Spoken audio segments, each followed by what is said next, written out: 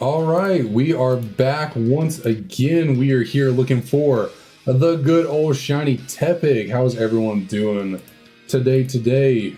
Ooh, it's good to be back. It was not like a big break by any means. I think I was just 2 days away, but still, it was. I normally would have streamed yesterday. Wasn't quite feeling good yesterday. Wasn't really feeling it, so we're back here today, and I am assuming we're good and running. I think so. Yeah, okay, yeah, we're good. Cool. All right. How's everyone doing? DK, I see you are here as always. Welcome back. Hope everything's been going good for you. Let's just go ahead and start throwing off some shiny Tepig, or regular Tepig encounters, and hope for a shiny. I should say that. I feel like the DS is a little crooked down here, maybe, possibly, or yeah. It probably is going to be a little crooked. That's probably, yeah, that's about as good as we're going to get it. I'm doing pretty good. Had a nice, kind of relaxed day at work, not too terribly much going on. So I was able to just kind of chill, not stress too terribly much. But yeah, like I said, last night, I was exhausted. I haven't been sleeping the best lately, so I had to take the night off. I'd scheduled a stream earlier in the day, optimistic that I would actually get here to start streaming, and then I think I need to adjust where my ring light is. I moved it down a little bit, but now it's just like severe glare, like just rings in my glasses. I think I need to move that up first in just a second. It's not too bad on me. But yeah, wasn't feeling the greatest, just like super tired. I need to go to bed early. Popped a melatonin to try and get a real good night's sleep. Unfortunately, did not quite happen as I would have liked. Little puppy was not having it last night. He did not want to go to bed. I do not know what that was about, but I made sure to give my dogs, plenty of playing time today so that they will hopefully be nice and tired tonight to sleep well. But you never know. With a 1-year-old bundle of energy that is a baby dachshund, he might still be wired tonight.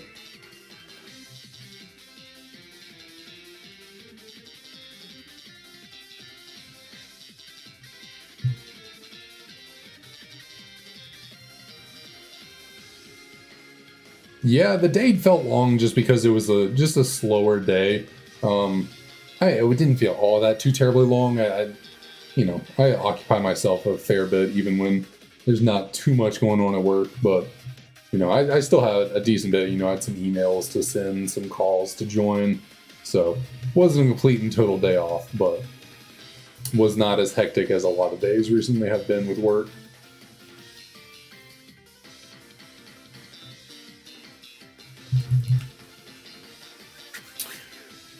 All right, we are hoping somehow, some way, today is the day for the shiny Tepig.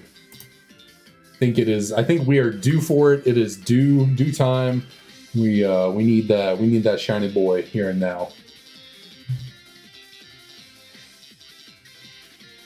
And it'll be kind of nice if we do get it, do get the shiny, because then I'll have something motivating me to get up and moving and figuring out what to hunt for next. Because yeah, I'm doing some work on this whole journey we're on, filling out my spreadsheet, but other than, hunting for things in Platinum, which honestly will still take plenty of time if we were to find the shiny Tepig here right now. I mean, I could string Platinum for, a good probably 2 weeks looking for all the shinies we need, and in that time I'd be able to go figure out something else that we could do, full odds hunt we could set out on.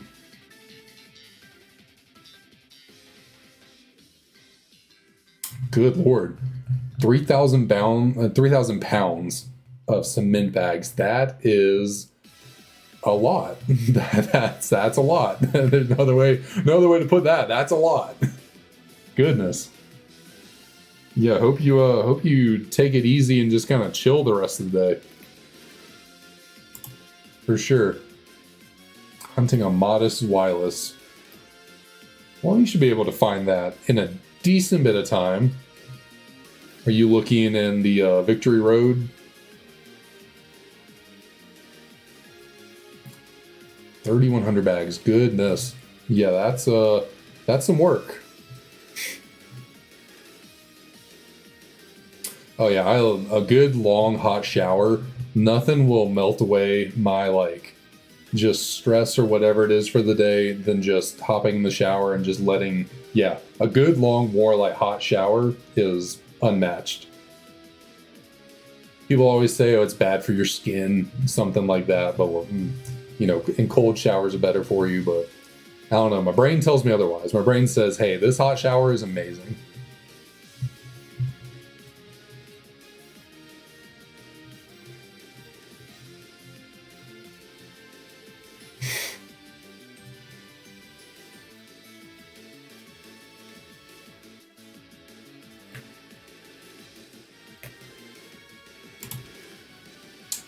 So I need to move this light. Is there any way I can get my chair to not? Oh goodness.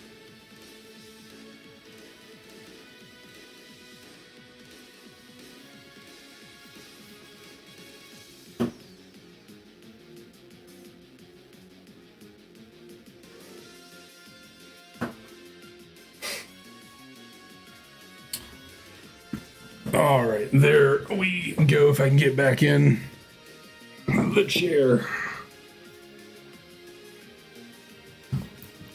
And I think even with my attempt at not having the chair mess up, I think my wheel. Yep, the wheel. God, I need a new chair so badly.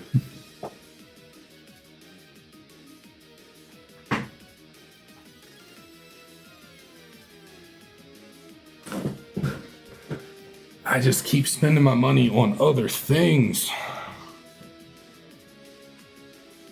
I feel like it's still not in a great position. But it's the best I want to get it.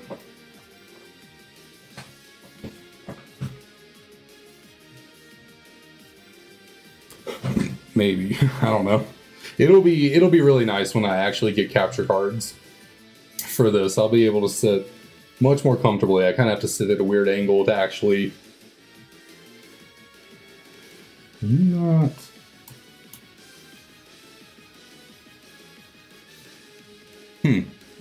Hold on one second. I feel like what is off here? Something's off right now. With the title of the music. What happened there? I normally want you on. No, that's definitely not it. Something happened here. What is going on? I want you on a remix, not that it really matters, but let me fix this real quick and then we'll get moving again.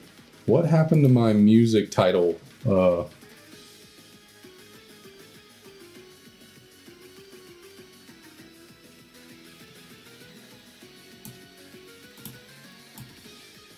don't do that. Let me grab the music title, please, and thank you.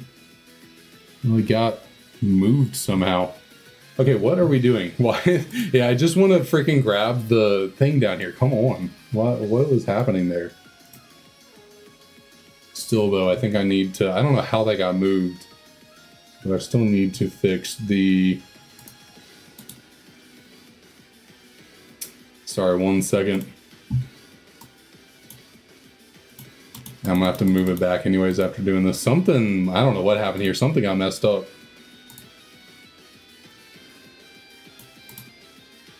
There we go. Okay. Now we are good. I can rest easy again.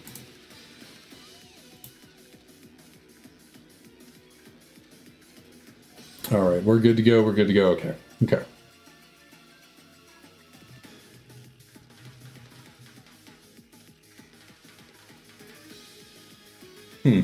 I mean, timid is still a very solid nature on Hydreigon, so you know, not the worst thing to keep encountering. Honestly, like timid might be better to for a playthrough.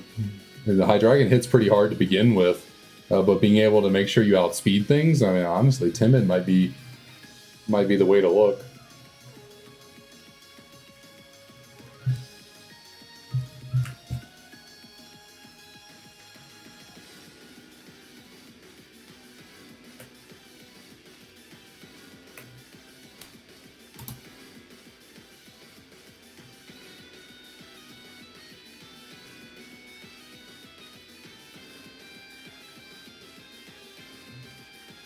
Nice, nice. I guess what are you planning on using this Hydreigon for?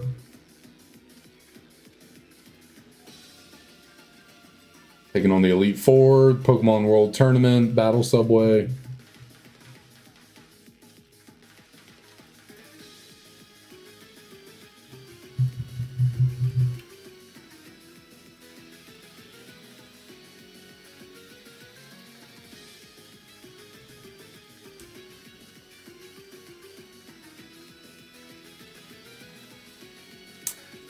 That is me, but I get you back in place. Good for you, and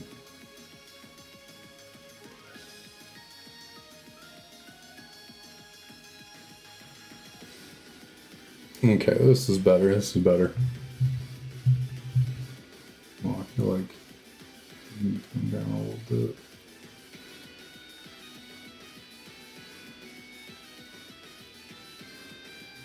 I'm also a little high.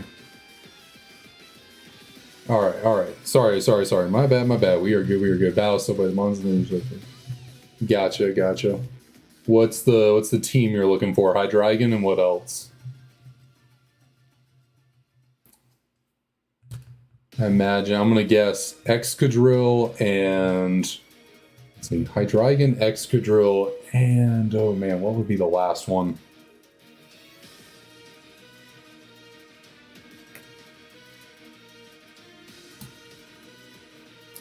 There's a lot of solid mons to throw out there.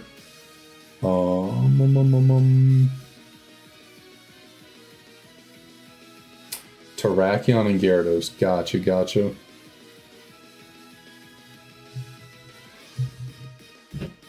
That is a pretty solid squad, if I do say so myself. Oh, I just realized I forgot to turn on the... I forgot to turn on the LED lights I have normally back here for this, whatchamacallit, cupboard section. These little cubbies, shelves, whatever you call it. I only got one set of LED lights on, so do I want to actually get up and fix that? Unfortunately, I have the remote here, but I don't know, will it work?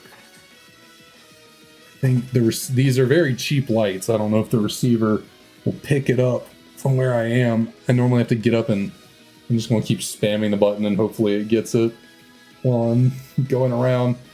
Come on now, come on. Honestly, the giant Arceus. The giant Arceus is in the way. I know it works, it's just these are very cheap lights and a very poor receiver, so I just gotta actually get in range of it because it just does not does not pick up very well.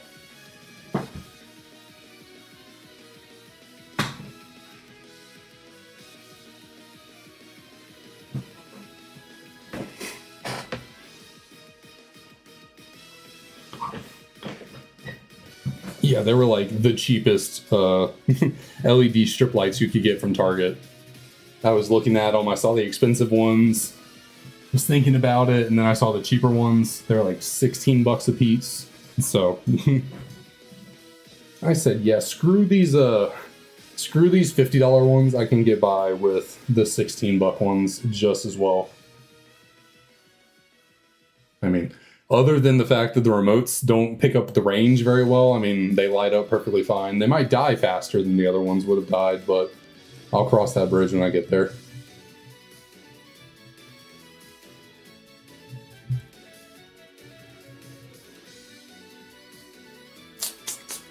Still no shiny.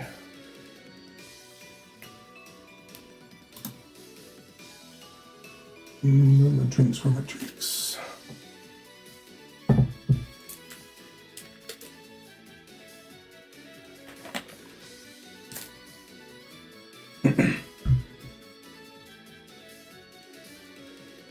There's not too much to know about them. I mean, it's just...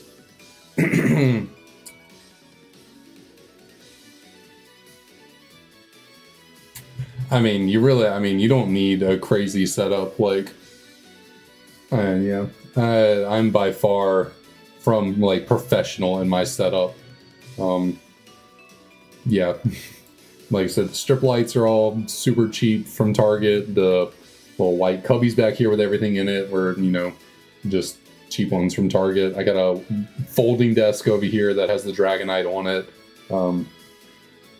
I mean, my computer's not too bad. I did invest in a decent computer.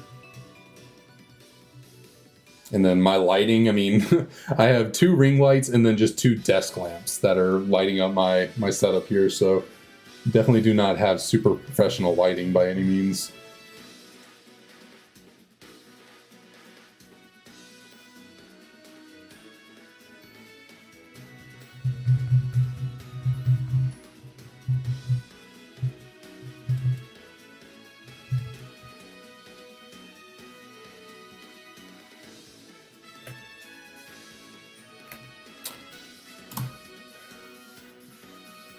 You think 3069 will be the magic number for us? Oh, I got you. I was about to say what you, Well, hey, that works out. Were you just catching it in a, master ball and then checking the nature of it afterwards? Shiny Celebi, how's it going? What's up?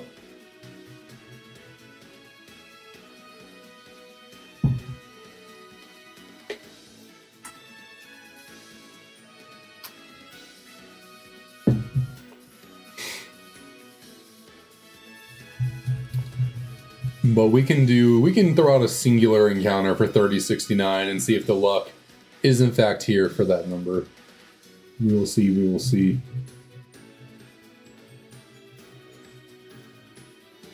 I'm doing swell. Today was a nice, solid, just kind of like not much going on kind of day. Pretty chill. So I'm doing good, and I'm ready. I'm ready to be back here throwing out these encounters.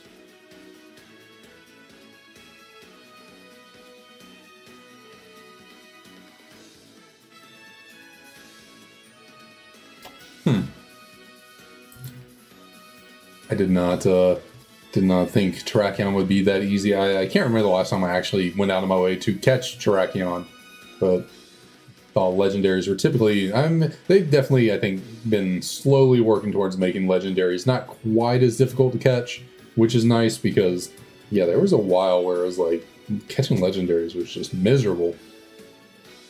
Ooh, yeah. Alright, I think we're going to throw out the Victini coin for this here encounter. Let us see if the luck can be on our side today. Can we have V for victory, V for Victini, and get us a nice shiny Tepig?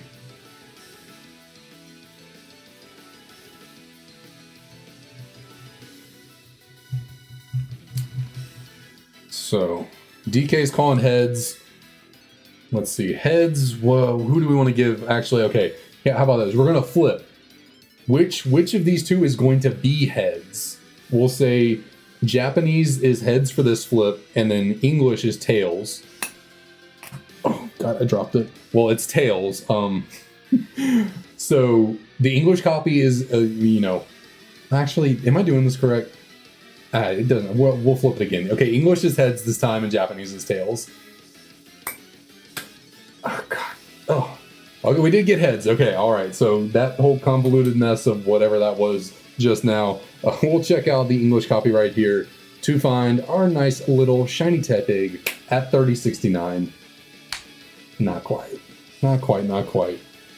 One day we will make this call, we'll get it right, and it will be awesome.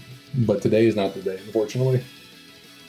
Would have been nice if it had been right there and it had been like, a little surprise moment, but nah, it did not work out that way.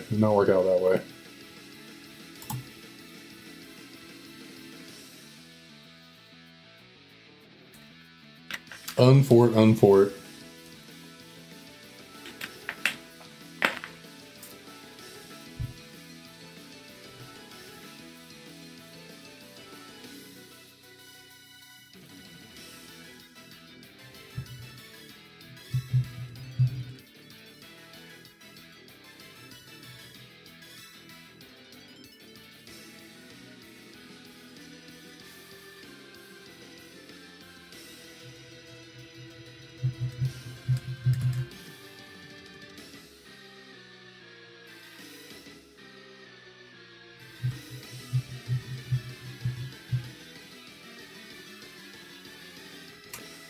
So listening to the music right here has reminded me of, I've had the weirdest, it's not the weirdest thing, but two of the more recent streams have had the same song copyright claimed both times.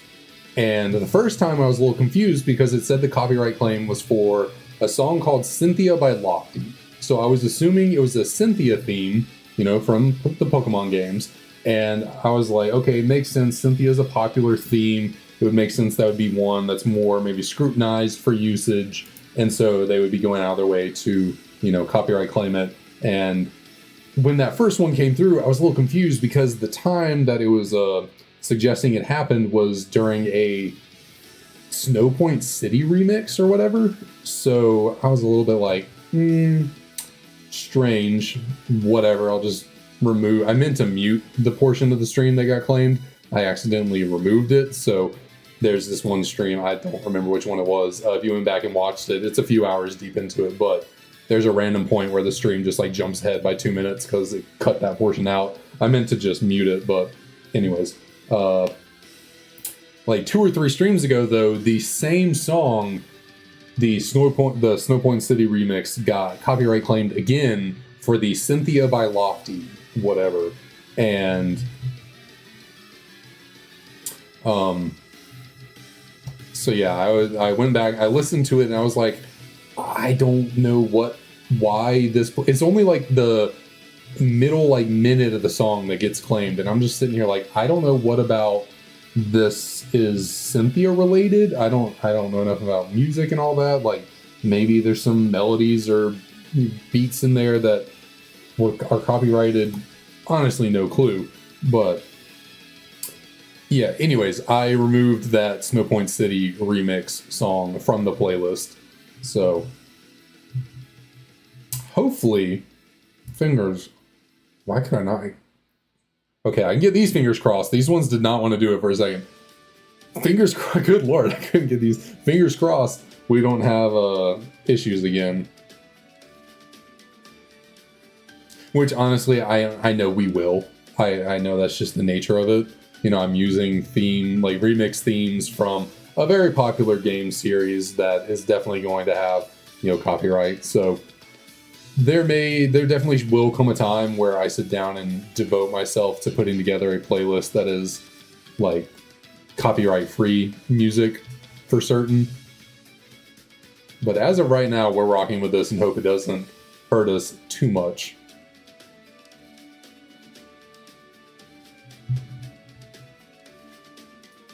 Yeah, I haven't heard a whole lot about it. I did see this one channel I watched. They do like reaction content to like anime mostly, and other things. They posted on Twitter the other day that like the entire series of, I want to say it was Kaiju number 8, their entire playlist of Kaiju number 8 reactions were copyright taken down. Which I guess is like, it's annoying, but I guess it's nice that like they don't get a bunch of strikes on their channel, I don't think. I don't know how that works. Well, obviously they couldn't all be strikes, because if they got like 10 copyright strikes, I think the channel would be deleted. But it at least got copyrighted to the point where the videos had to be taken down, so yeah. I think I've said it before, I don't know how reaction channels do it. I've considered it, but like trying to do a reaction channel, because I like watching anime, so might as well, turn it into something and maybe make some, just do something with it. But one, I don't think I'd be very entertaining on my own watching anime, just because like I'm not generally an overreactor. I might react a little bit while watching a show. Something crazy happens, I might be like, oh my god. But like, my mouth might come open, like, but I'm not going to sit here and like hoot and holler and jump around. And some people go crazy with their anime. It's hilarious to watch, but it's enjoyable to watch. But I personally could not do it myself. Not my personality, but also it just seems like it'd be a massive headache to try and work around all the copyright that would come with that.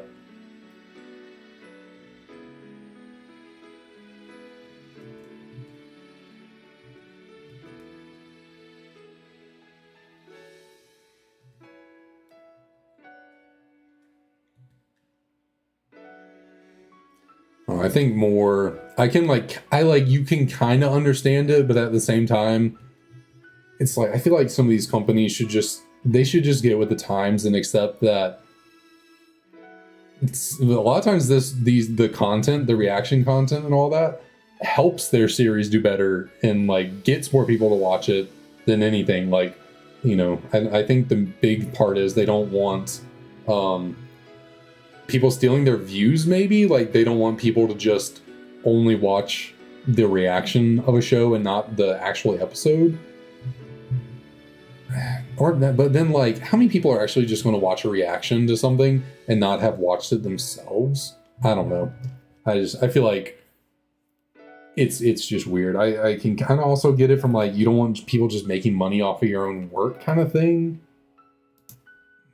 But again, still, it's like, you're really just encouraging more people out there to want to go watch your stuff so they can, like, you know, kind of react with their favorite YouTubers. I don't know.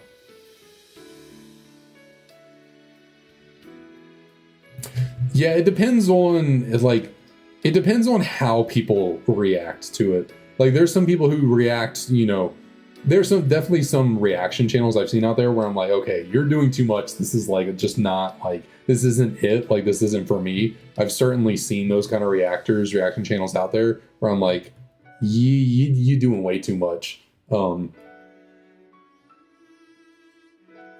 I tend to like the ones that are like, you know, multiple people watching it together, and they're more like chilling. Like, they might react in, you know, an expressive manner when something crazy happens, but they're generally just sitting there like chatting while watching it and discussing what's going on. So yeah, I don't necessarily like watching the people who are way too over the top.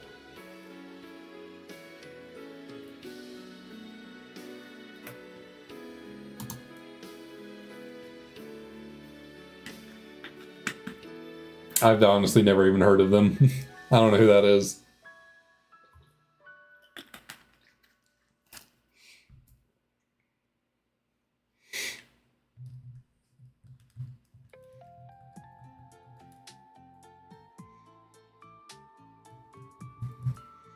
Like, really right now,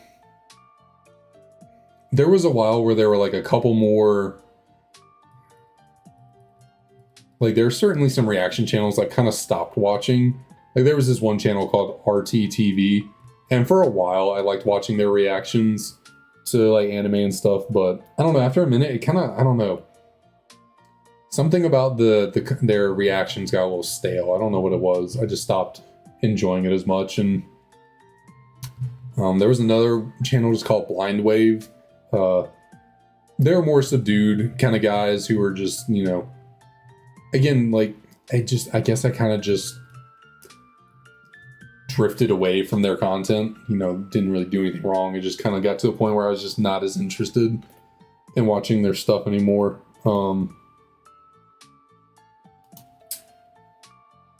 The main people I watch now, if I watch which I definitely don't watch reaction channels nearly as much as I used to.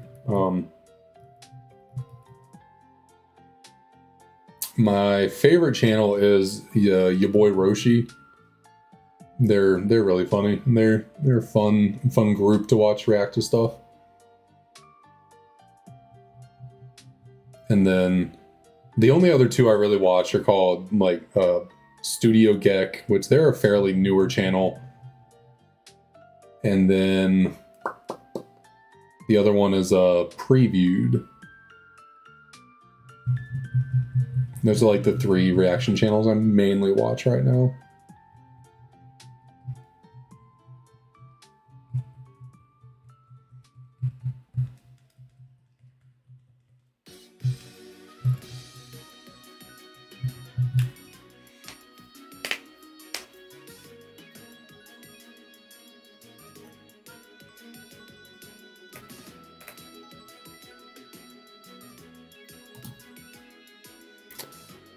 Yeah, and then even still, like, sometimes I do find myself getting a little stale of some of their reactions as well. Like, I also don't watch all that much stuff myself anymore, which Sometimes I sit down and think like, it's a little sad that I don't really get into. I'm not really into anime like I was. Like I don't keep up with all the new stuff really.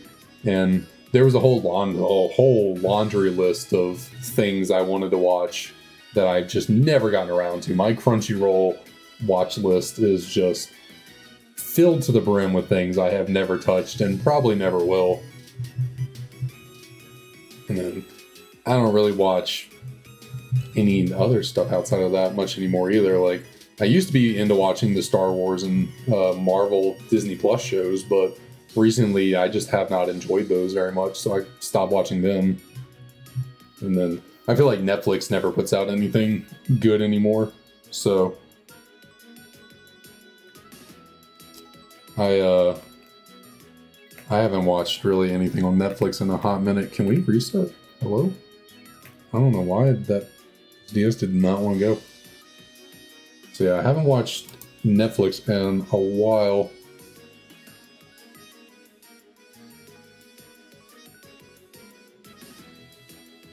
I mean, it certainly depends on what you're watching. I tend to, I mean, I basically only watch shonen anime, so, and not all of them are, you know, obviously the greatest thing ever created, but I tend to enjoy them for the most part. You know, I wouldn't say I'm really into anime for like groundbreaking stories. It's really just the nice animation and cool fight scenes that I'm the most interested in. I mean, it's nice when it does have a good story. Like, you know, the reason why Attack on Titan is one of my favorite animes ever is because I think it has a really good story, but, you know, other ones that people praise for having really good stories, I'm not as high on. You know, one of my controversial anime opinions is that Hunter x Hunter, while a good show, I enjoyed it. I liked the characters. Like, Hunter x Hunter was definitely a, you know, fun watch, but I feel like it's a little overhyped. Like, I don't think it's as good as people, you know, freak out over it, especially the Chimera Ant arc. Like, people rave about the Chimera Ant arc as being like one of the greatest arcs in anime history, and I'm just like, it was cool at first, and then it drug on for like 40 episodes, and then it was cool at the end. Like, it was just a little too much. It was just a little too long for me, to be honest. Like I said, I thought it started off cool. I did like the character development of a few of the characters, but for the most part, I was just like, all these random new people you're adding to this, I don't care about. Stop devoting an entire episode to the little octopus dude that's like going from the ant side to the people side. Like, I don't care about him. I'm sorry. Yeah, it was just stuff like that. Like, it was a cool story, but I just thought it was too much. Like, it did not, that arc did not need to be half the show. Like, there's what, 140, 150 episodes of Hunter x Hunter that's out right now, and like 70 of it is the Chimera Ant arc, and it's just like way too long. It's just way too long. I am once again having issues where I cannot get the A button on the left side to go through, but whatever. Crut, to be honest, you have not missed all that much. We clearly have not gotten the Tepig yet, and yeah, I'm just ranting about anime at the moment, so.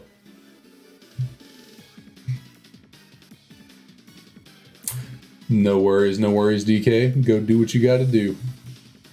I will be here. Likely not without a shiny Tepig. I'll likely be here just chilling.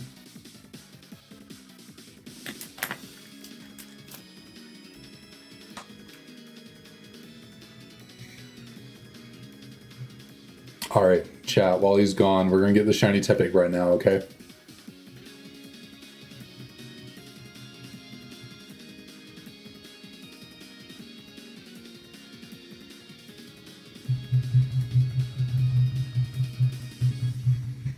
Alright, let's see. Do we have a nice yellow pig here for us today?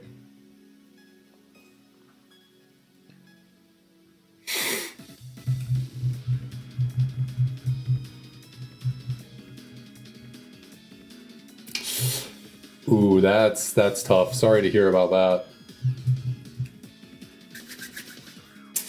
Damn, no shiny, no shiny.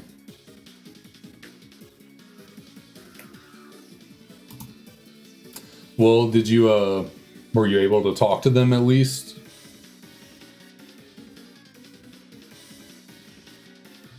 I'm sure they can. I can't I mean, I think it's a little bit unreasonable to expect someone to be by their phone 24/7 available to take every single possible call that could ever come up. I mean, you know, people do have lives. You can't expect people to always have their phone ready and available to answer. Sometimes you do gotta accept people have things going on and they're gonna have to get back to you.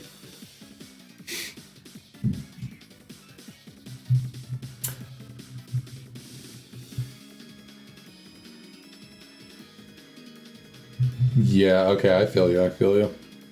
Yeah, also it does not help that spam calls are so bad nowadays. I don't answer any call that I don't have in my contacts. Like if you're actually someone trying to get in touch with me, like legitimately, leave a voicemail and I will get back to you. Otherwise, if you're not in my contacts list, I'm not picking up the phone.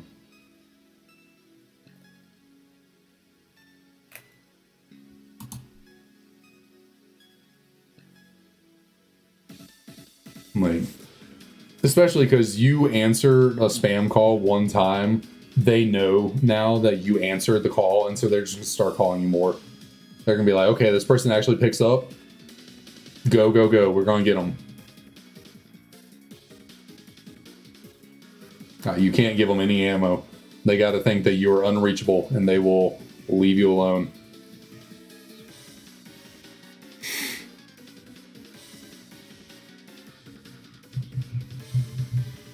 Okay, now that's just a little bit ridiculous. Like, why are you not leaving someone a voicemail when you are trying to call them and really want to get in contact with them?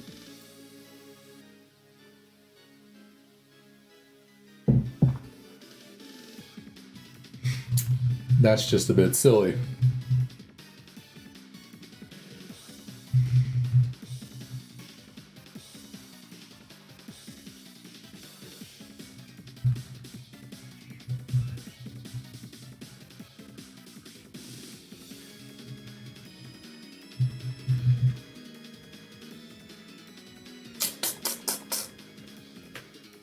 Oh, Tepig, my Tepig, where art thou? Come on. Come on. Goodness. Sometimes I cannot get those buttons to work.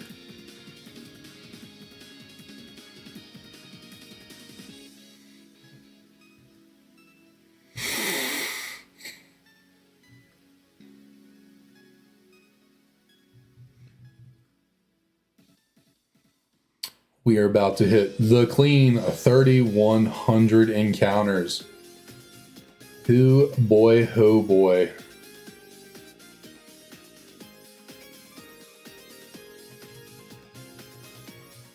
This is easily by far the deepest I've ever gotten into a hunt. I know it's not that deep. Plenty of people have gotten into the tens of thousands when it comes to resets. I've truthfully never shiny hunted full odds like this. I think, yeah, I've only done it once before, and that was hard gold, soul silver, so it doesn't really count for those starters. But yeah, I don't know if I've made it 1,500 resets into a full odds hunt like this before. So this is uncharted territory for me to just be sitting here waiting and waiting for this nice little shiny. Okay, what's going on? Why are we not going? There we go. There we go. 3,100. Hopefully only a few more.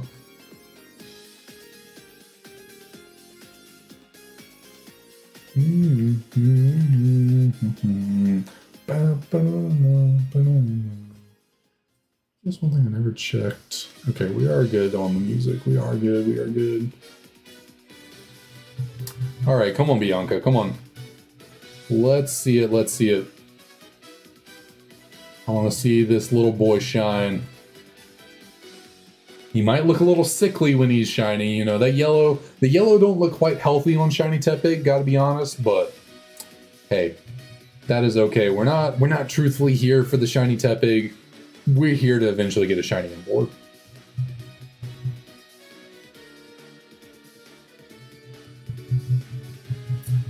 At the end of the day, that's the one we really are interested in, you know, because that the blue flames, they're just too cool. They're just too cool.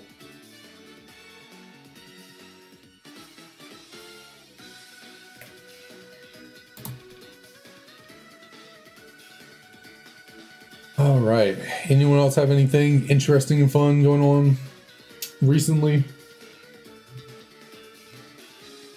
I cannot say that I have too terribly much been happening for me. Sometimes you just have those weeks. This has been a pretty slow week. Not much to report on.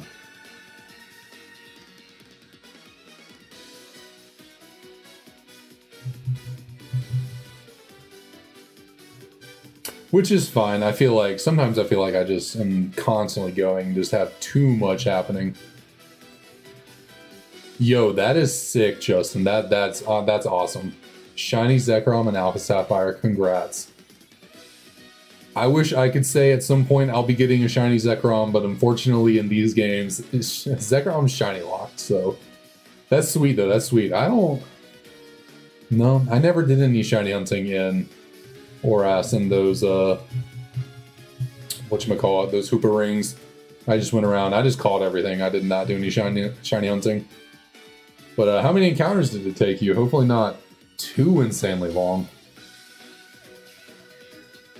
Come on now. Okay. Something's going on here. These buttons are getting a little too hard to input. I forgot my coin was over here on the ground. I saw something out of the corner of my eye on the ground. I was like, what is that? This coin that dropped.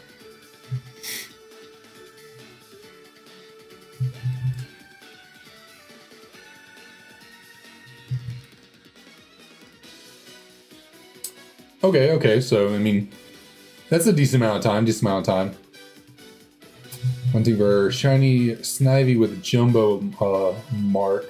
4 sandwiches. Hey, you know, you gotta work a little bit, you know. That's been one of my few controversial. I don't even know if it's controversial.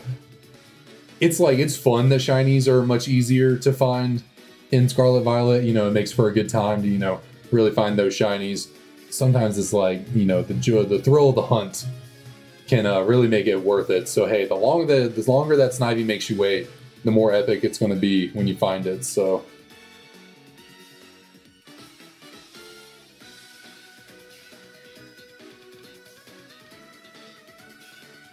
come on now. I feel like, what is going on? My buttons are not...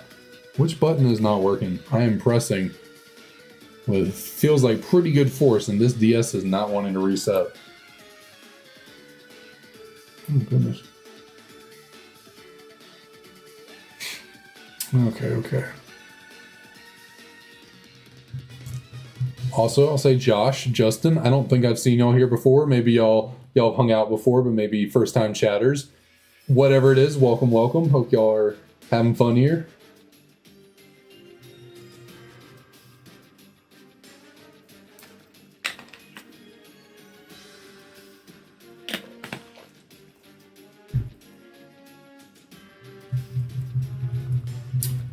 First time, nice. Well, I appreciate you stopping by, really do.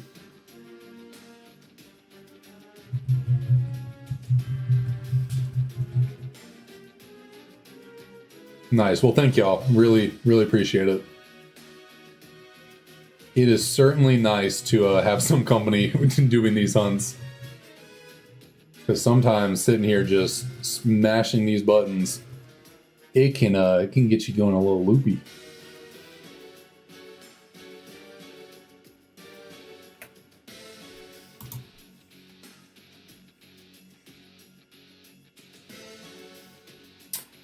Nice. Kira. Yeah, getting shiny Kyurem's gonna be fun. I'm looking forward to that. Trying to hunt that one later on.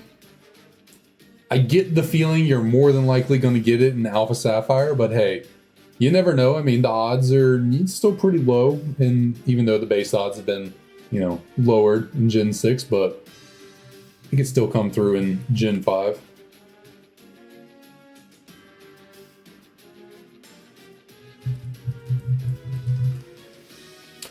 Are the DNA splicers in Alpha Sapphire? Can you get like Kyurem Black in those games? I can't remember.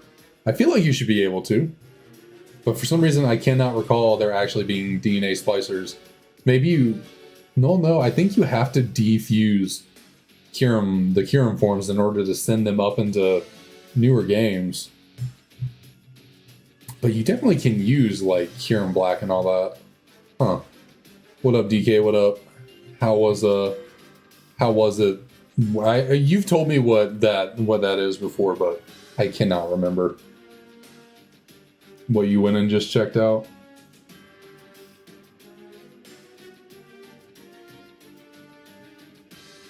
Okay, what is going on here? I am pressing these buttons. Come on. I'm pressing all 4 of them. What is happening? Okay, there's a button here that definitely is not working. What is happening right now?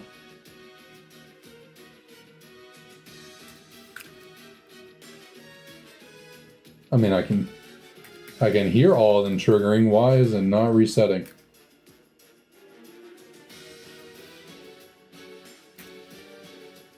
Okay, something is broken here. Something's not working. What is happening?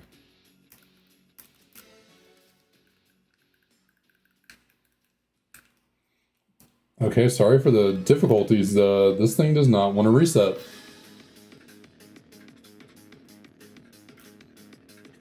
I might have to switch over to my other DS because this is weird.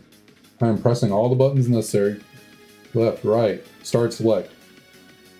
Okay, I had to really press into it. I don't know. We'll see. That's a little weird.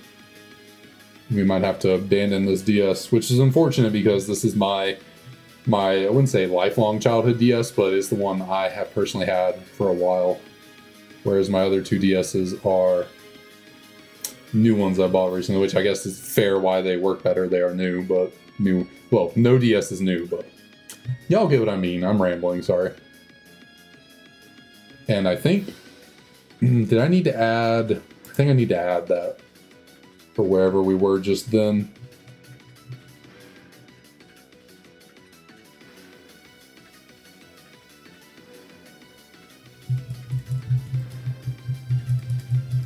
Yeah, I might have to, oh, the other DS is up here, so might have to bring you online.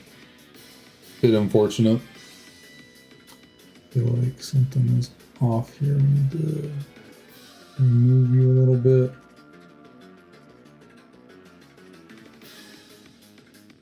There we go. All right. Good to go. Oh, no, we do not want a nickname. No, thank you.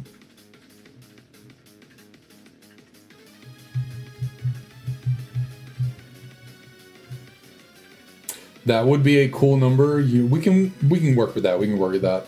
I was thinking a little earlier 3131, but we can do 3113 as well. So let's see. After we throw out these here encounters, get us to 3112. Once again, not a shiny.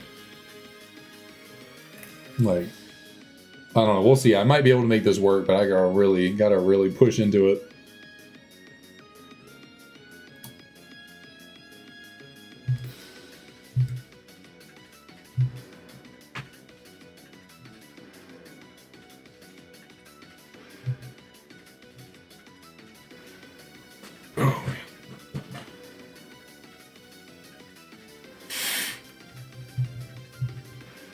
So let's see, which one do we want to call for this encounter? We can go ahead and bring out the good old Juniper coin. I'm thinking we'll go with... We're going to go with Japanese. Oh, excuse me. We're going to go with Japanese as the heads flip. And then the English will be tails. So if anyone who hasn't seen, we got good old Professor Juniper here with the heads. Tails will be... I think I said English, right? my memory is something to behold for certain. That's wow. There's a reason why my fiance has a running joke with me where when I can't remember something, she calls me a goldfish.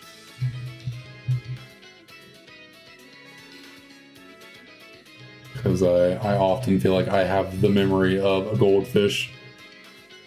All right, so we got DK Calling Tales, which was the good old English copy, I do remember. So let us see. Nah, it was heads. So we got the Japanese copy over here for our 13, or 3113, I should say. Let us see. We do have a male, not the female. But it's not a shiny. Not a shiny. How about 3114? Unfortunate.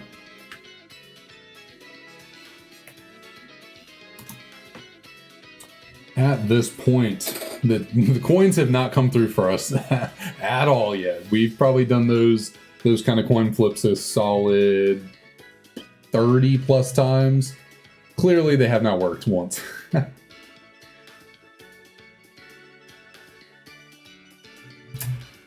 Yeah, I mean, I certainly don't want to get 200k. Could you actually imagine that, though? Could you imagine getting so incredibly unlucky that you have a shiny hunt going on for, like, I don't think I've ever heard of anyone having a shiny hunt going on for 30,000 encounters. Well, that's not true.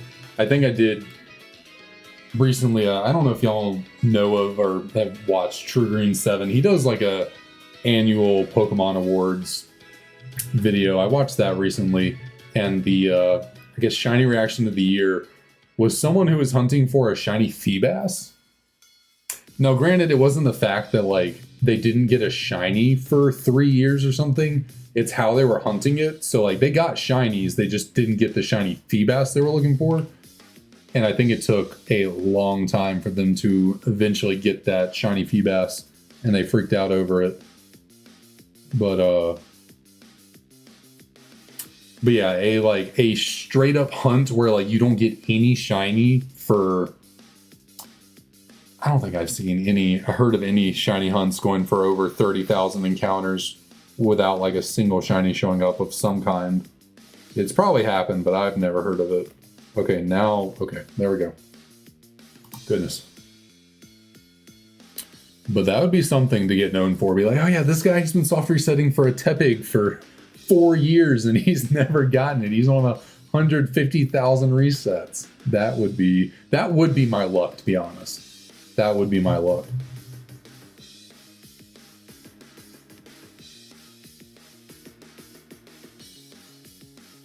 I don't know. I think I'd be pretty torn. Like, if this hunt got to even 20,000 encounters, I'd be pretty convinced to, I'm not going to lie, if we got to 20k on this hunt, I might move on.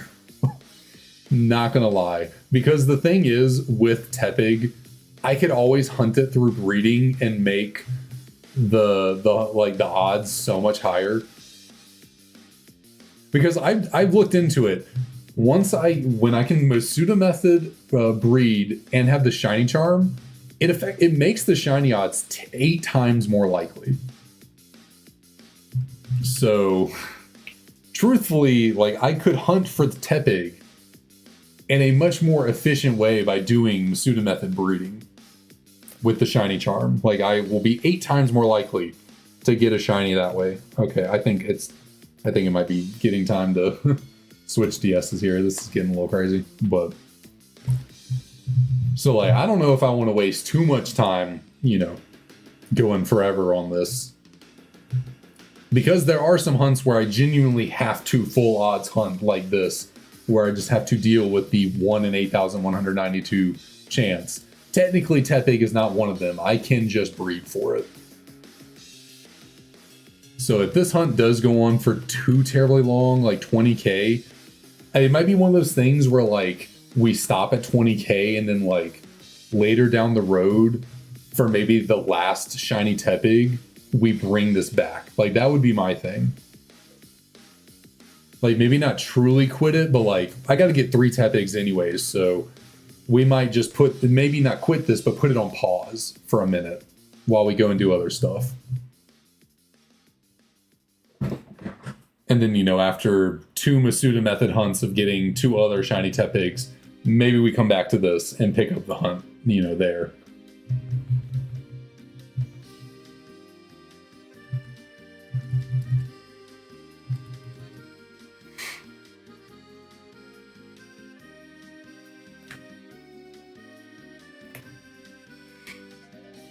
Oh yeah, that is the plan for certain.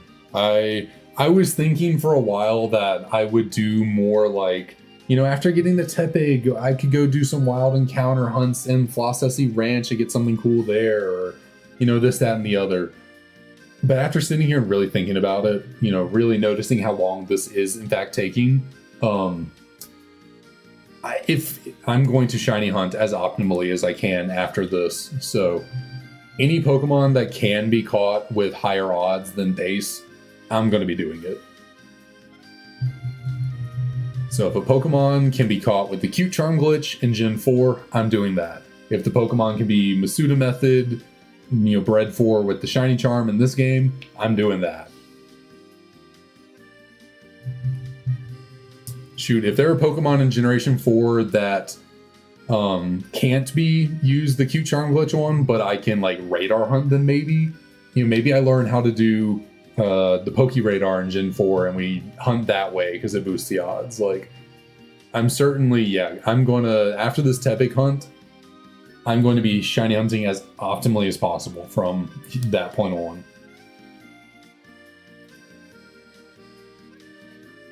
Because even so, like, you know, this is going to take a minute, this whole shiny living dex, so I do not want to have to be here for any more years than I'm already going to be.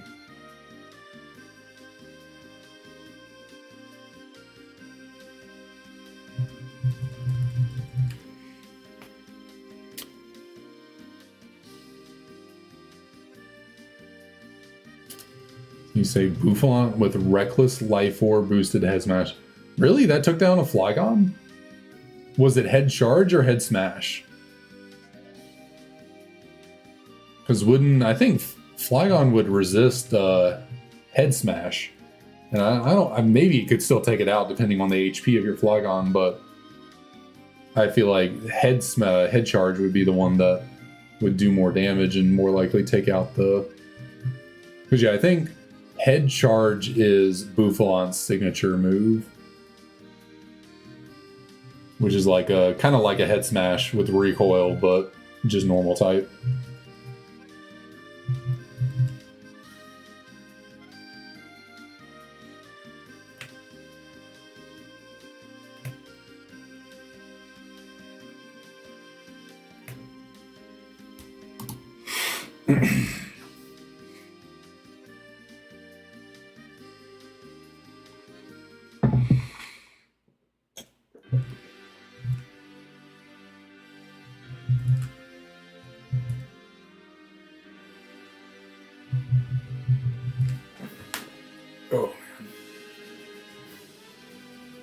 But speaking of like videos and stuff related to shiny hunts, I have been thinking about doing I've been kind of planning a video it'd be like 100-ish days of shiny hunting. So, you know, the video would be like, I spent 100 days shiny hunting, and it wouldn't truly be 100 full days of shiny hunting.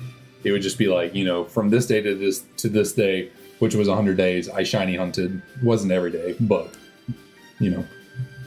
And then, you know, I'd make a video recapping what all shinies I got during those 100 days, which at this rate, it's looking like it would only be Cute Charm glitch hunts that I got shinies for, and not a full odds hunt, because this Tepig is taking a hot minute. Come through for us.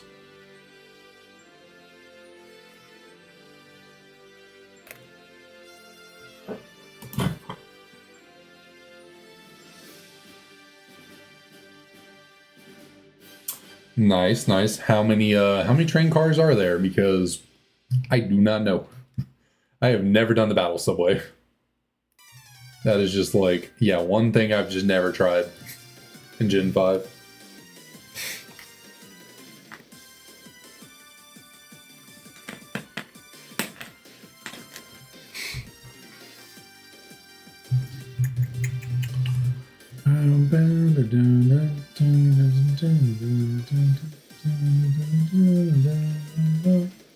Okay, I got you. So that's not too bad. 20 cars. Best shiny starter. It depends on which stage of the Pokemon you're talking about.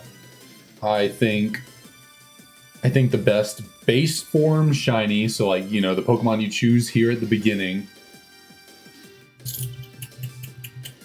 who would be the best in terms of the first shinies? That's honestly really tough. I'm a little bit leaning towards like Totodile as, I'm gonna get my hand out of the way for that one, as the first of the babies, like the baby starters. Leaning a little bit towards Totodile because I really like that color scheme, I should say, that Totodile ends up with. Compared to Charmander's pretty good, you know, little golden Charmander's not bad. That is also really up there. But I guess it won't take too long to answer this question. So in terms of the final form, we'll just go with that one. I hate to say it, I do. It's Charizard. Like I try and avoid ever picking Charizard because like it's just the fanboy thing to say, but like in truth, it's either Charizard or Greninja. I mean, okay, I'll go with Greninja just to stay away from saying Charizard because it's too cliche. But actually, I'll say Greninja, even though it's the exact same shiny. Like, you know, their shinies are red and black, but I'll actually say Greninja. But, you know, Charizard did it first, so.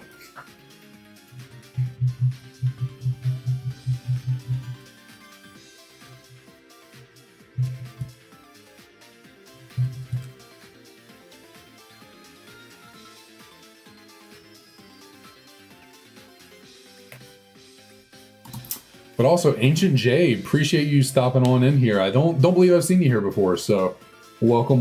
How's it going?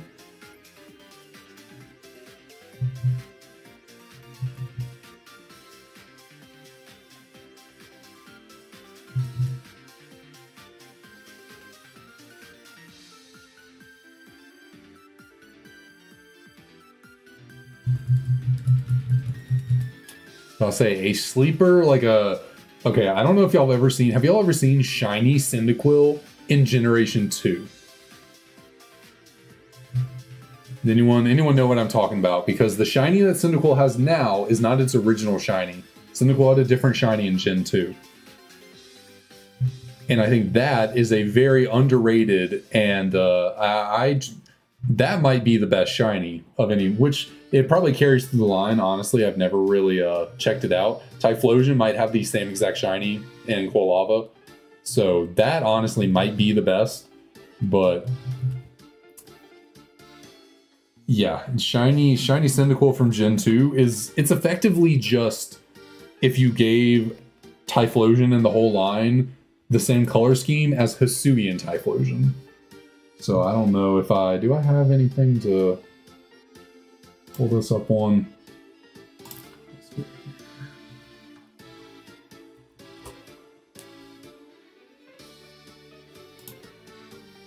I think I can pull this up.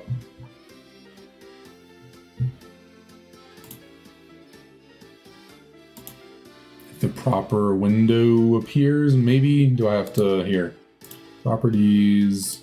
Oh, that's for the damage calculator. We want to grab this. All right, so let's see if I can zoom in. This little guy right here, you see how the shiny changes? Let me get chat back up so I can see y'all. That right there is probably the best shiny of any starter, you know, to me. I think it's really cool. I don't know why it changed from Gen 2 to Gen 3, you know, and then Generation 6 is just a tragedy, like, in one word. Where did its flames go? You know, current day shiny's not bad, but yeah, Gen 2 with the like purple flames, that's That's really cool. And let's see, let's check out Typhlosion. Does it have the same shiny in this generation? Okay, yeah, so it does. Actually, I was using my mouse and circling around OBS to be like, oh, look at it, and to show you, but actually I need my mouse over here. So yeah.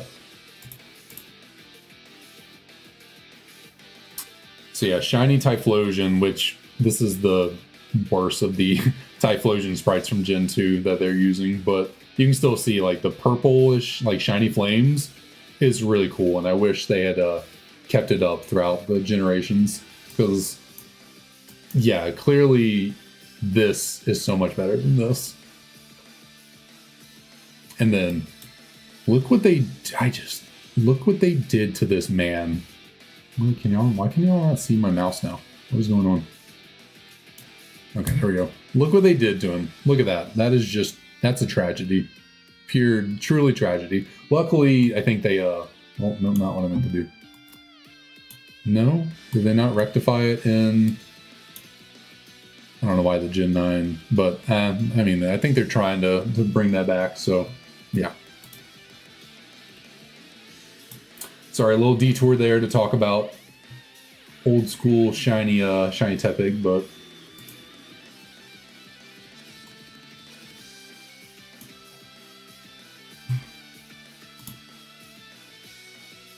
Or not shiny Tepig, shiny Cyndaquil.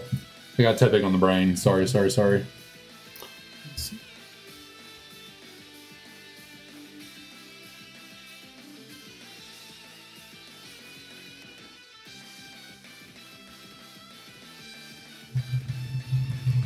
Yeah, I don't know whose decision it was to take away Typhlosion's flames during its idle animation for 3 generations. Or did they change it in Gen 8? I can't remember. I know for 6 and 7 at least, it was just standing there all not fierce looking at all, just neutered.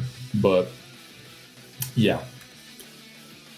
I can understand maybe from a like, oh, we want the move animations to be really cool. So, you know, it jumps, when he goes to use his move, it angers and fire goes off. And maybe they just wanted more effects going on, but like, I don't know. It just ruined the way that Typhlosion just generally looks. And it's quite sad.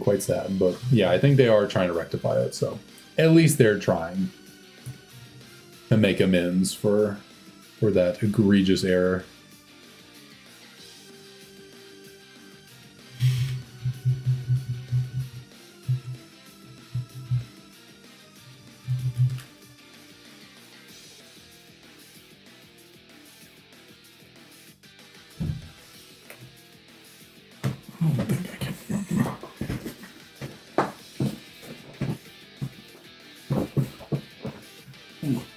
Get a nice back crack over here. Oh.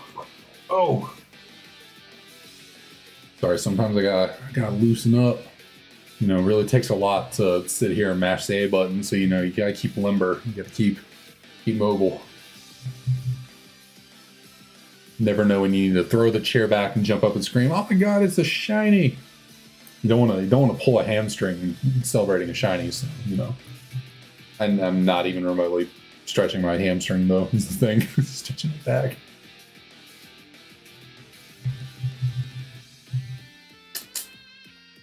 Oh man, neck too. Got to keep the neck loose.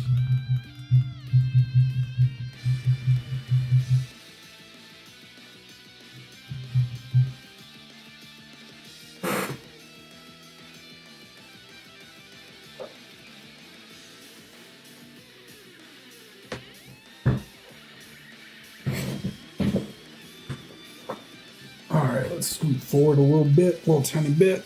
Okay, there we go. How far back is that? Actually,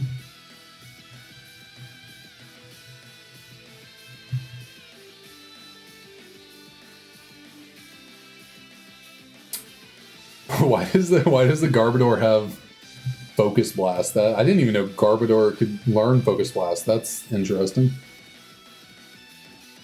What is that glare on my... What is glaring off my screen down here? There's something going on. Interesting. Oh, that's about.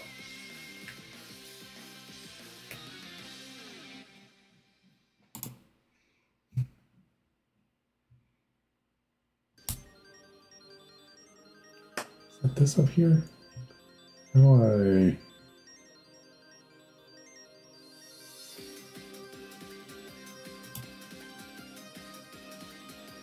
I think that's better.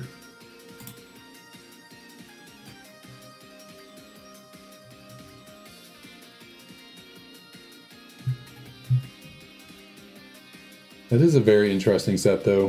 Focus Blast Garbodor. Isn't, like, Focus Blast is just... Or Garbodor, not... Isn't that just exclusively a physical attacker? Like, why would you ever put a special move on Garbodor? Does that... What special stat does Garbodor even have? Special attack stat. And that can't be a very good move to run on that thing. Does it get Drain Punch? Or is that in this generation, or is that later? I thought I got Drain Punch. I thought that'd be better than Focus Blast. That's weird.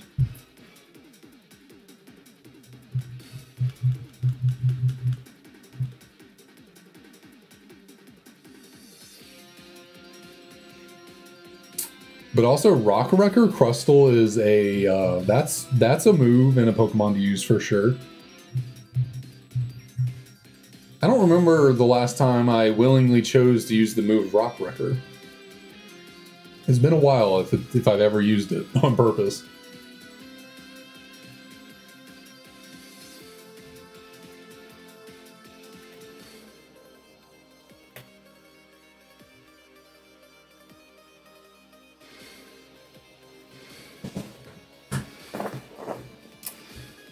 Well, that is quite the set to run. Quite the set to run.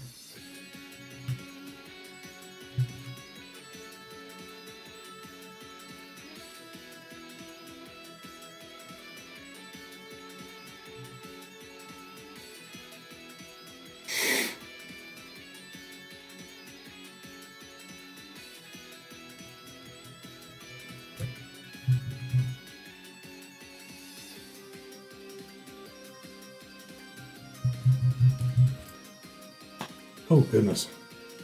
Sometimes my jaw gets really tense and I gotta like pop it a little bit. Probably not healthy. It's probably the reason why I'm having like inner ear issues, but you know, sometimes you gotta do what you gotta do. That certainly does help me feel better. Because when it gets like tight like that, I gotta pop it. It's like I can't open it properly.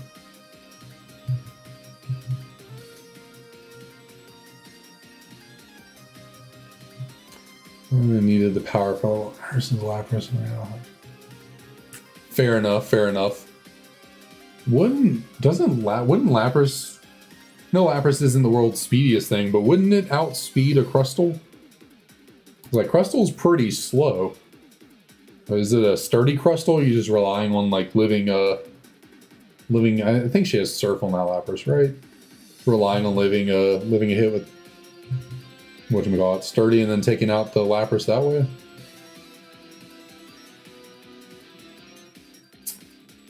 Fair.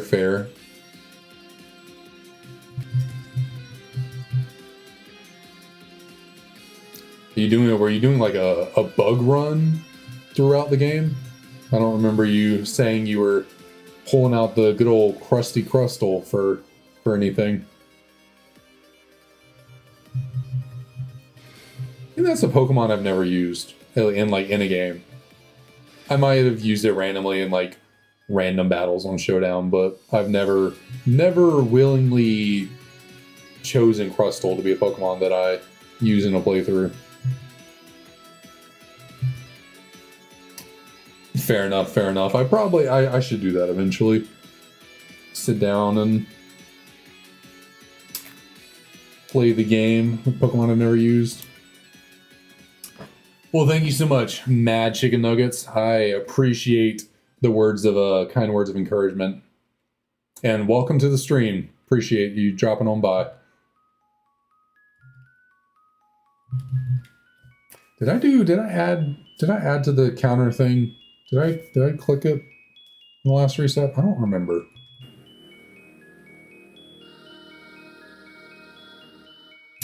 Did I press the B button or something? What happened there?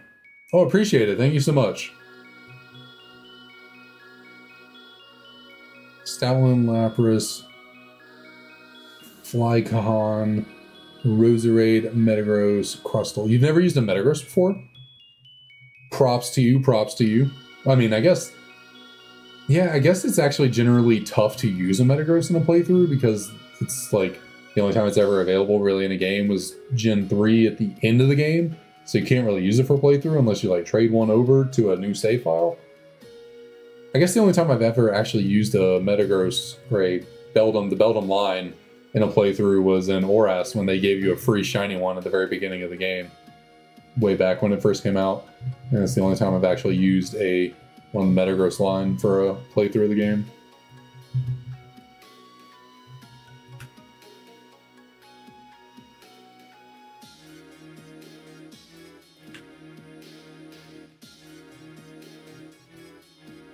Oh. Can't get the reset off again. Come on. I think it's the left bumper trigger that's having an issue with activating right now. You have a shiny Tepig? Nice, nice.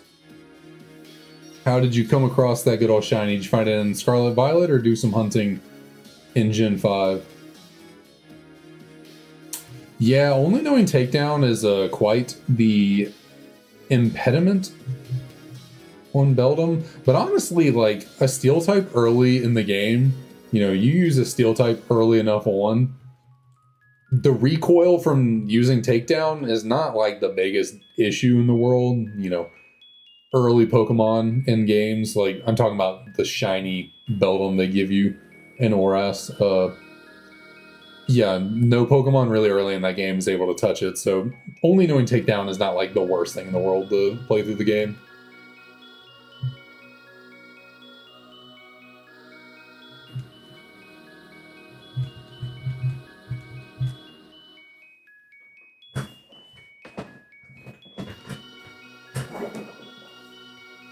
Yeah, go for it. What's your team?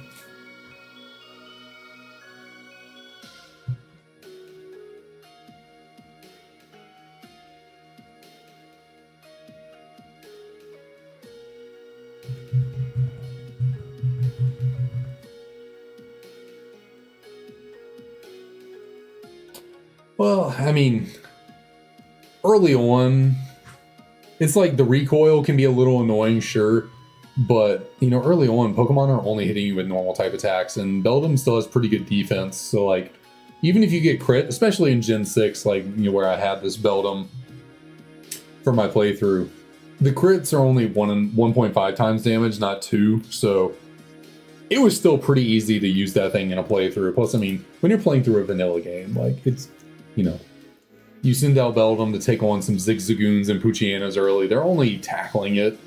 And then if you need to heal after the fight because of, like, recoil or anything, Pokemon centers are, like, 5 steps away from wherever you are, so...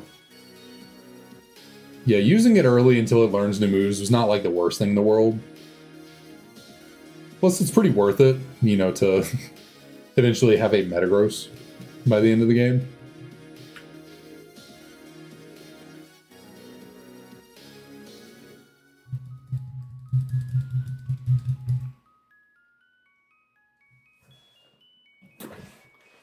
I feel like I cannot get comfy here in my chair real quick.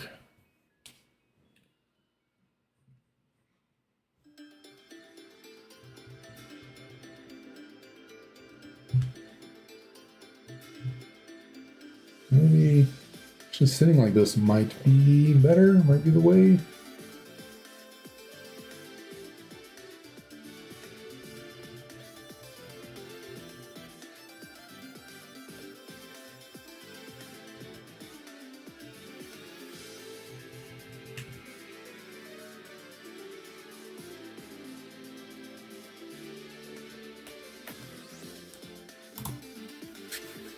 All right, closed in on 3150, getting close to a nice clean 100 encounters for the day. See if we can get through. I think we should be, we can easily get through a solid 150, probably 200 encounters today. Maybe not quite 200. Probably gonna want to. It'll be close. It'll be close. We'll see. See what we get to.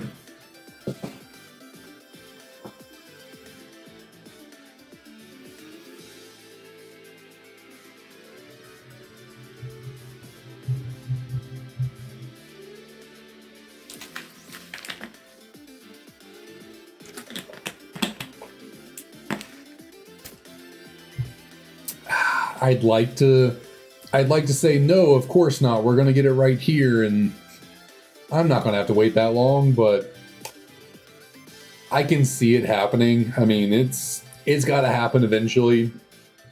At some point, we're gonna full odds hunt a good number of Pokemon, so would not be surprising if the first one I try and do ends up over odds. Would not shock me. Optimistically, I'm going to say no. I think we'll get it under 5,000. But the pessimist secretly inside of me is like, nah. It's going to be over odds. It's going to be one of those hunts.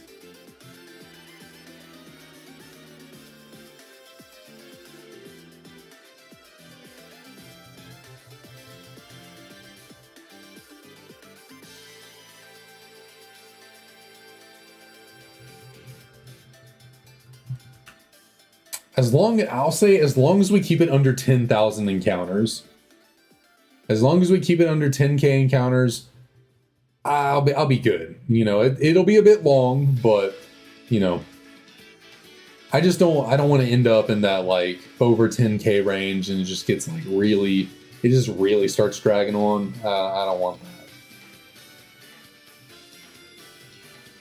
So if we go over odds, I'm hoping it's at least within 10K.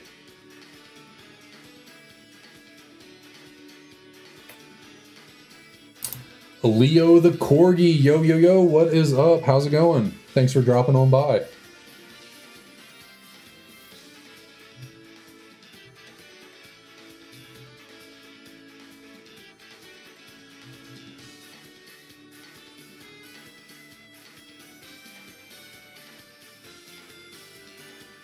My day's been pretty solid. Not too shabby. It was a pretty chill day. Nothing too crazy going on. So can't complain about much. It's been a nicer week at work, which was needed. Past few weeks have been a little bit much.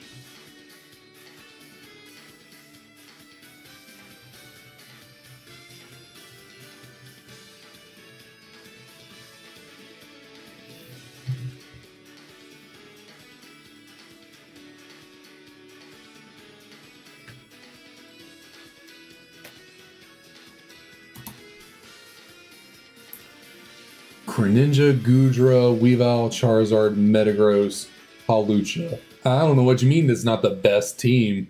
Sounds stacked to me. Greninja's a monster, Goodra's a monster. Weavile's my second favorite Pokemon, so I love the fact that you got a Weavile on your team. Charizard, yeah, you got a choice of 2 Megas that, well, it depends, I guess, what you don't have a choice of 2 Megas. Whatever game you're in is what Mega you're going to get. Metagross is a powerhouse. Hawlucha is a good... I mean, while, yes, Hawlucha is probably the worst Pokemon on that team, Hawlucha is still a solid Pokemon. Like, flying, fighting is really good stab coverage for offense.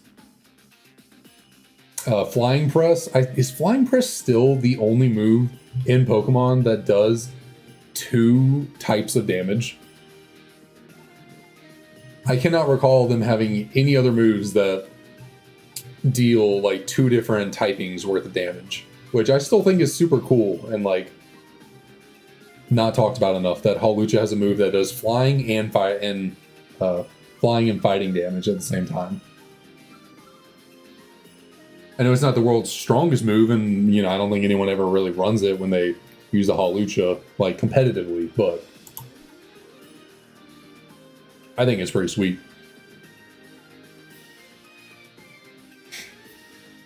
Also love its design. I think Hawlucha is a pretty cool Pokemon and has a great shiny. Hawlucha has a really cool shiny. I don't think I used to. Yeah, I used to have a shiny Hawlucha card, Pokemon card, and I sold it actually, I believe. Or did I? Let me check. Do I still have that thing? I think I sold it. I actually have all these graded cards just sitting here next to my desk, or on my desk, not next to it. Did I? Hopefully this is not too loud and annoying for y'all. Not in the stack.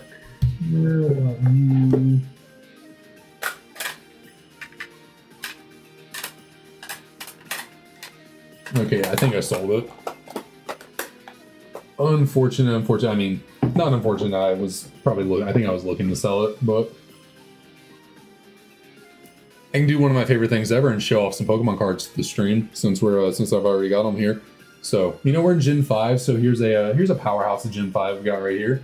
Got a nice Volcarona. It's just a regular GX. It's nothing crazy. This card is not worth any. This card's worth like $25 maybe. Nothing wild, but it did get a nice pristine tin label. It's actually in Japanese. It's not in English. Camera doesn't want to focus on it, but you got stuff like that. It's pretty sweet, pretty neat. Another Gen 5 Pokemon here. We got a nice Zoroark, just a regular holo. Again, nothing crazy. This is not some crazy expensive card by any means, but just something I decided to grade. Japanese cards grade pretty well. I thought they were cool. So, Cinnamon. What else we got here? These kind of cards are pretty sweet. It's not Gen 5, but you got the tag team cards that they did in the Sun and Moon era. So you got Guzzlord and Naganadal, something like that. So those are cool cards. And yeah, that'll be it for the showcase. Unless people want me to go. Keep going.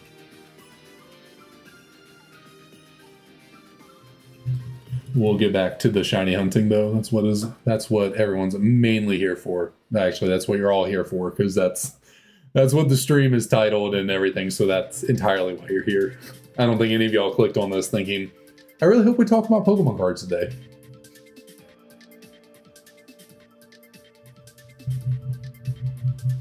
Nice. Yeah, the Radiant Hawlucha that they released in, what was that, Astral Radiance, I want to say. That's the set that Hawlucha card came out of in English. It's a pretty cool card. I like the design of it. I had the Japanese version of it, and yeah, that was the one. I graded it and sold it, I think a while back. Do I still have, let's see, do I still have a picture of it on my phone from when I sold it? Let's see.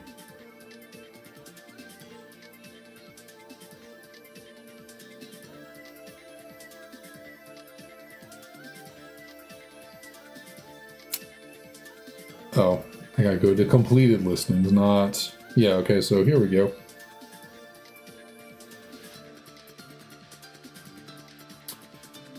Here we are. I don't know how well it'll go on my phone. You can kind of see it there. So yeah, that was the shiny Hawlucha card that I graded and sold. So it was pretty cool. Sometimes I do sell things and think, a little bit afterwards, like, oh, I wish I hadn't done that. Wish I still had that, but whatever.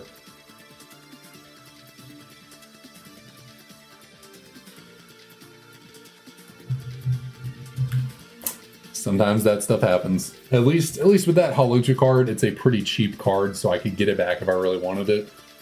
There are some cards over the years that I have sold either because I needed the money or it was just like, I want some money, so I'm gonna sell a card. And they were bigger cards, nothing crazy, I never sold a card over $500, I don't think. So yeah, no, was not one of those people who were rolling in cash, selling tens of thousands, hundreds of thousands of dollars worth of cards way back when everything blew up. I'm a much more modest collector of things. But there were some cards that, they're a few $100s, and it's like, oh, I wish I hadn't sold that card because now I want it back, and I don't want to spend $250 to try and get it back because that's just, a lot of money to drop. Whenever you feel the hankering for getting a card back.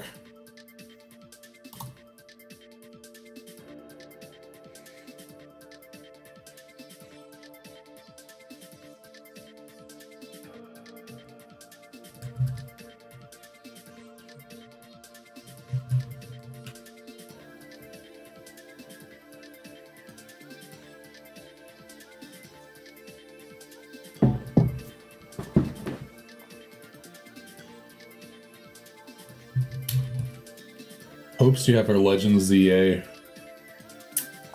I honestly don't have too much, like, I don't know, it's hard to say because I've never played Legends Arceus. I own the game, haven't played it, don't know why, I just bought it and never played it. I don't know. But I know everyone else loved it. They thought it was an incredible game, thought it was really fun. So, I think the hopes are that it's another really good Legends game. Mega's coming back probably is the biggest hope, is that there are Pokemon out there that, kind of need it, get Megas. I did see someone make a good point the other day, though, on Twitter, where they said, yeah, Megas, oh, goodness gracious, something just made my microphone just max out the volume. Was it me cracking my knuckles? That was weird.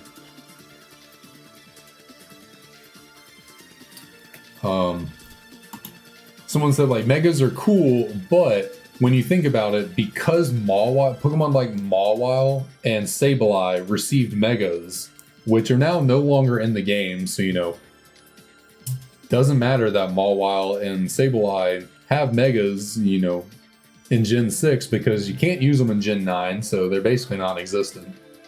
But because of that, their Game Freak's not going to give Mawile and Sableye evolutions ever.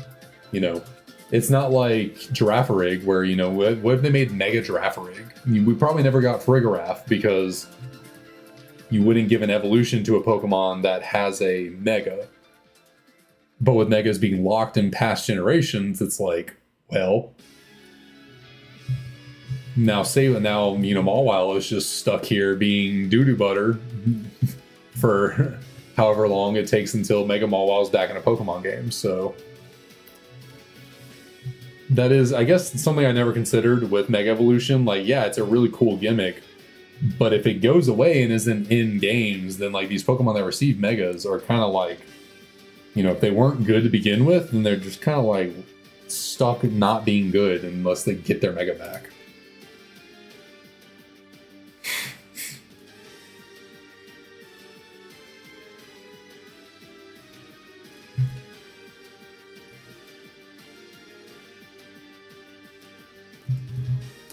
So what I think would be cool, but highly unlikely to happen, is that Legends ZA is, like, compatible with Scarlet Violet or whatever, and you can actually use the Megas in, like, the Generation 9 meta of play or whatever. I'm not a competitive player. I don't play VGC, so it doesn't really matter.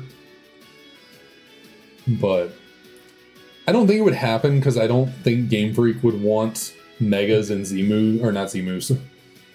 Megas and Terrestrialization to be a thing in the same, like, competitive format. So I imagine Legends ZA will be like Legends Arceus, where it's completely separate from, even though it's a main game, which I find interesting. Like, Legends Arceus is classified as a main series game, but it's completely uncompatible with the real, with the other main series Pokemon games. Like, it's a completely isolated unit, other than the fact that you can take some of those the Pokemon and put them in home, and then, bring them over, which, when Legends Arceus came out, I don't think you could do, or I don't know where I'm going with this. But basically, also, the gimmicks of Legends Arceus, the way that the mechanics work, aren't present in the actual other games. So, like, Um, the what were those statuses that were in Legends Arceus? Frostbite and drowsing, I think it was. Instead of freeze and sleep, you had frostbite and drowsing, which are cool gimmicks, but like they're not being brought over to the main game, so it's like different. I gotta be honest, I thought I was starting on this whole little spiel with a good like path in mind of what to say. I think I kind of lost it. I gotta be honest, I think I kind of lost where I was going with that.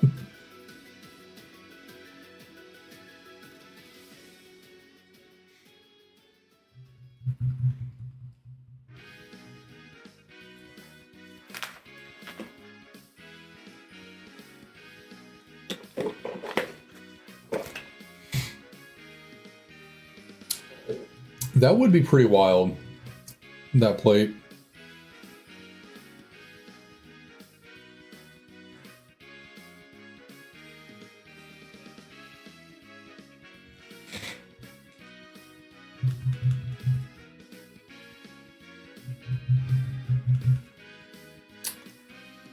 Yeah, well, I mean, it would be cool, but I mean, it would just be cool in Smogon singles because Arceus is never legal in VGC, so it'd be a cool gimmick to use, you know, in the single side on Showdown, but you would never see Terra Normal Extreme Speed Arceus in a VGC tournament.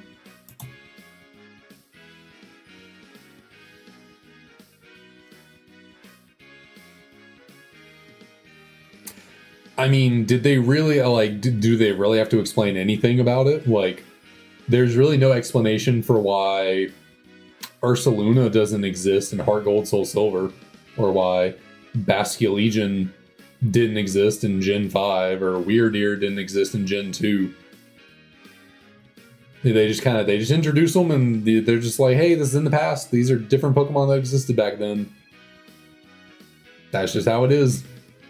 So whether ZA is in the future or in the past, it can just be like, you know, these Megastones weren't in X and Y or ORS, and now they're here. And that's all the explanation we really need.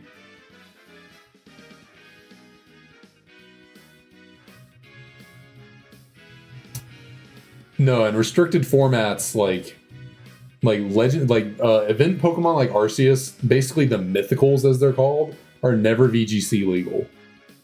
So Arceus, Mew, Genesect, Darkrai, Manaphy, Jirachi, all those mythicals as they call them, they're never legal in VGC, like ever. They're always banned. Even in restricted formats.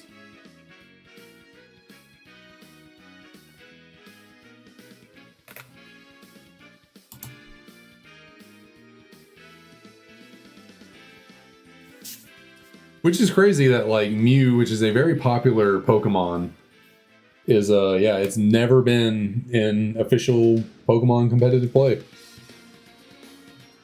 Because it is I think it's generally because those Pokemon are event exclusive, and so by making them playable in VGC, you're like isolating people who couldn't get access to the event.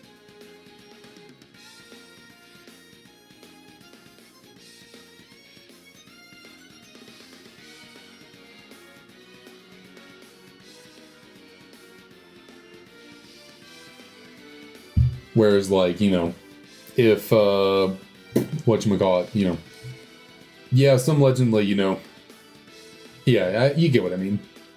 Since those mythicals are almost always event Pokemon, they're not legal in VGC because, you know, you're not able to go get them from, whatchamacallit, the events, then it's like, you're shit out of luck. And it wouldn't be very fair in the competitive sense to, yeah, do that, obviously. Although nowadays, with the internet and the way events can just be distributed automatically like that, you could make an argument for it, but since events are always limited time, if you're someone who gets into the game after the event, again, it's still kind of limiting to you because unless someone wants to give up their event Arceus to you for you to use in competitive, then it's like, again, you're shit out of luck.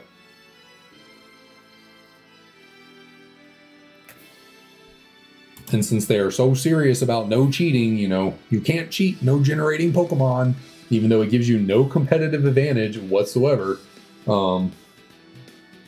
Yeah, since they are strictly no cheating, no genning Pokemon, if they made Mythicals legal and you had to gen one because you couldn't get access to it and you got disqualified from a tournament over it, that'd be pretty sucky.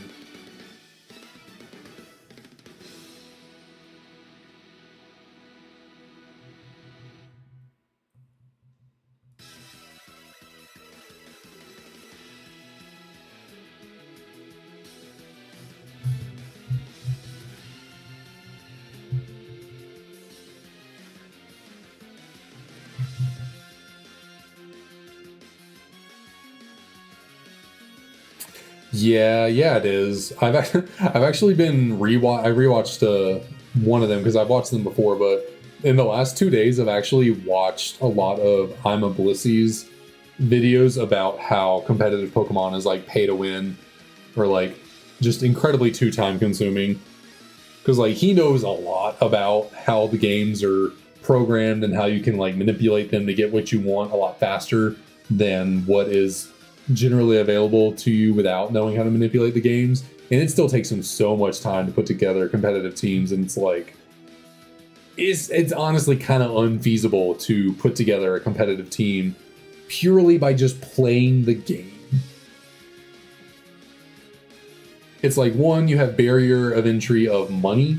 You know, how many Pokemon games do you have to buy and how many DLCs do you have to buy to fully be able to participate in, you know, the competitive scene? It's a lot. You know, you need $70 Scarlet and Violet, $70, right? It wasn't 60.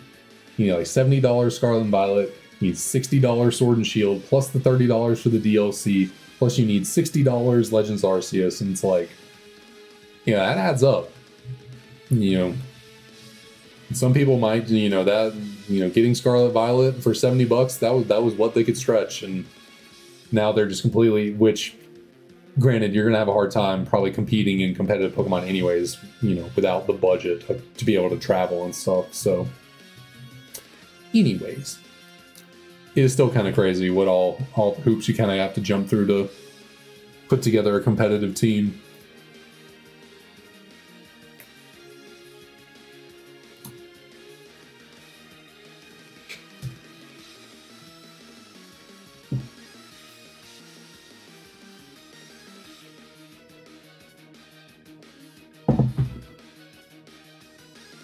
Like, I think it would genuinely be fun to go to a VGC tournament and just for shits and giggles, just go do it and have fun.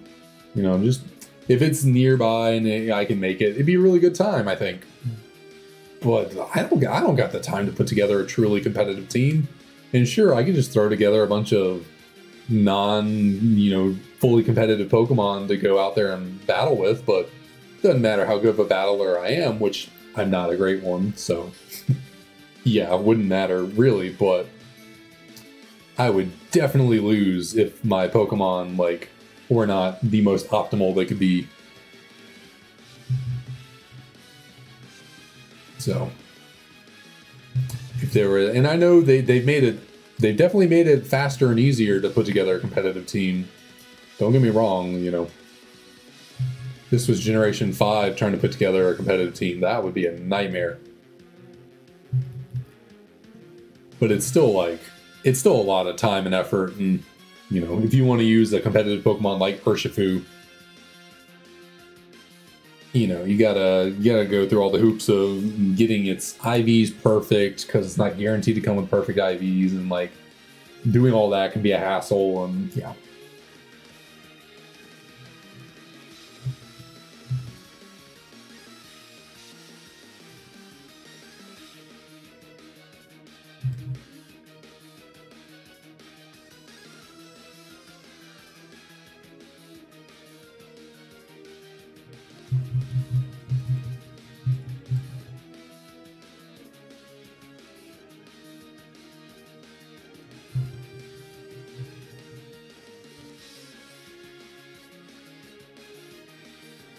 So yeah, that's my little rant, my little Pokemon related rant.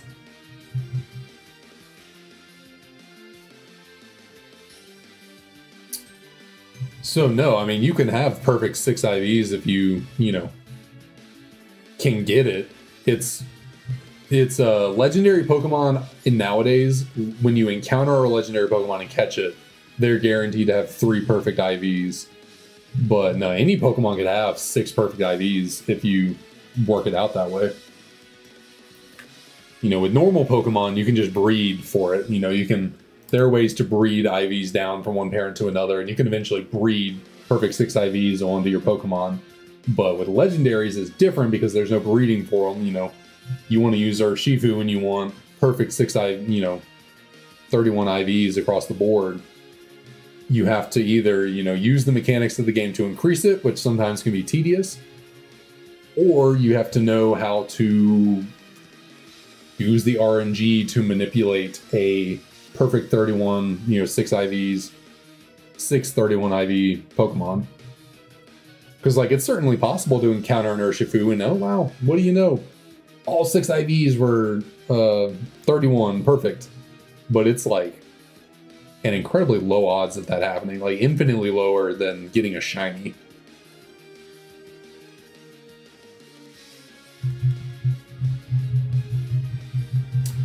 So that's where a lot of the hassle comes from, is if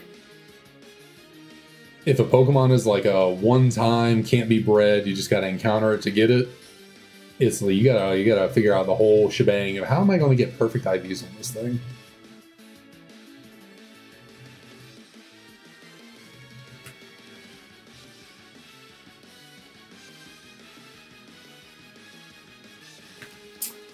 But at least the king of VGC, Incineroar, can be bred.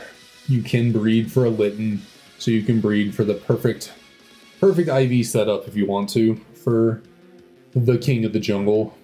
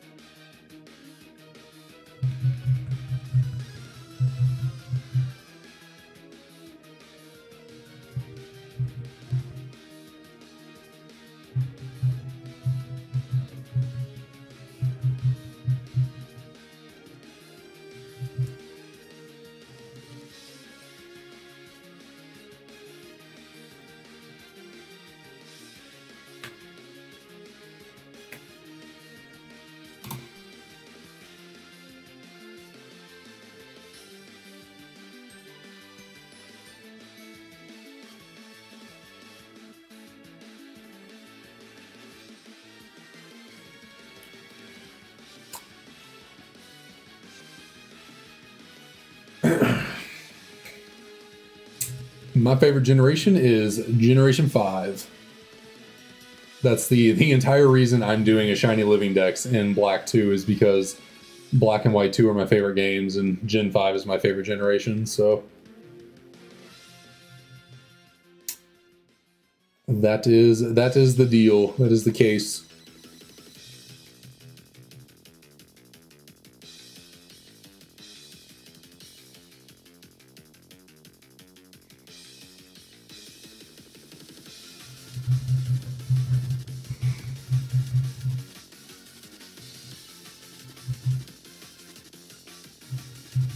For the longest time, Generation 2 was my favorite. Crystal was my first ever Pokemon game. I loved me some Gen 2 for the absolute longest time, but within the last 5 to 6 years, Black and White 2 have jumped Crystal as my favorite games.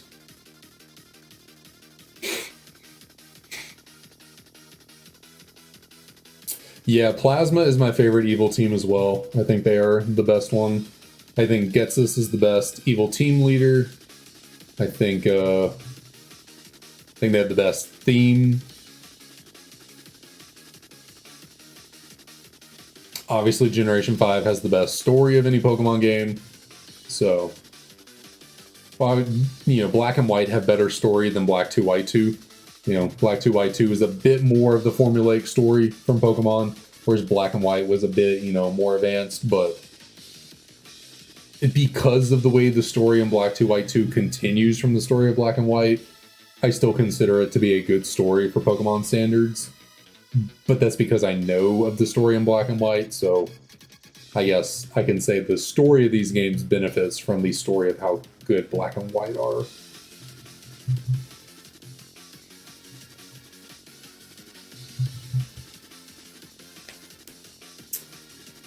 And I also just love the replayability of these games.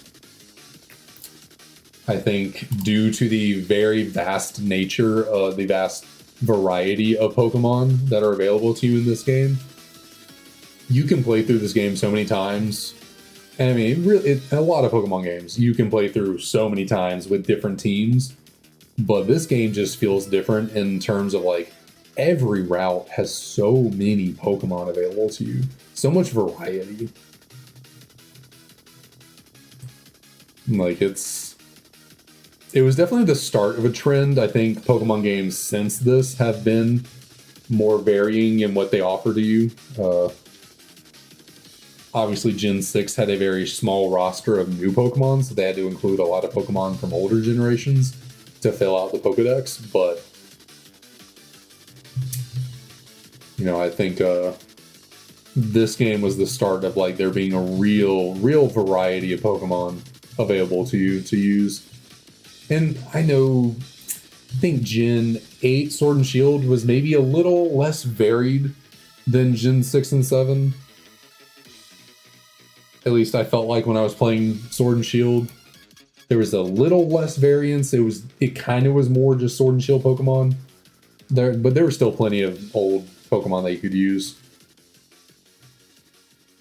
But yeah, this game I enjoy the options you have. Like, shoot, based on like all the Pokemon you can get before even the second gym in this game, like there's so many team building options. Like you can get, you can get Patrat. You can use Watchog if you want. You can get Patrat. You can get Purloin. You can get, kind of the basic Gen 5 starting ones. Pidove. There's Dwebble. No, not Dwebble. Sawaddle you can get early here. You can get, Riolu, Psyduck, Mareep, Lillipup. You can get, after you beat the first gym, you can get Dunsparce. I know it's just Dunsparce, but like, that's cool. And then, again, after the first gym, you can go grab Magnemite, Magby, or Elekid, depending on what game you're in, Growlithe. A whole bunch of, I think, is Coughing available in the... I can't remember if Coughing's available in the Burbank Complex or not. I think it is. I think you can get Coughing over there.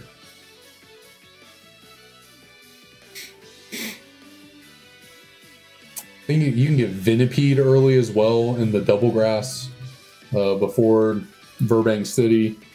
You can get Audino, which is a pretty solid, honestly, like especially early game with their generator. Audino's not that bad of a Pokemon, to be honest.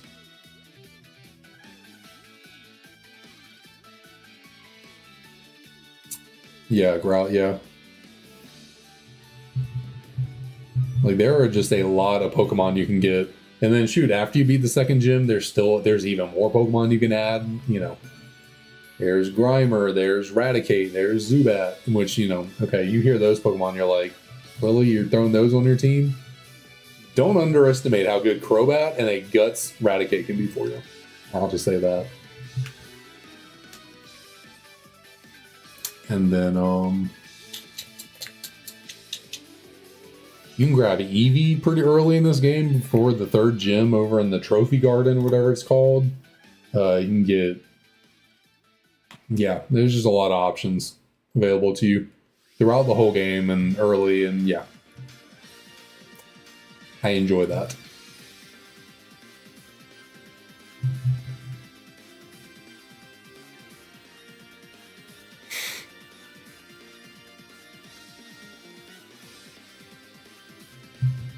Yeah, it's really cool that they realized how low, how long you have to wait to get Volibee and Rufflet, and then how long it takes to evolve them.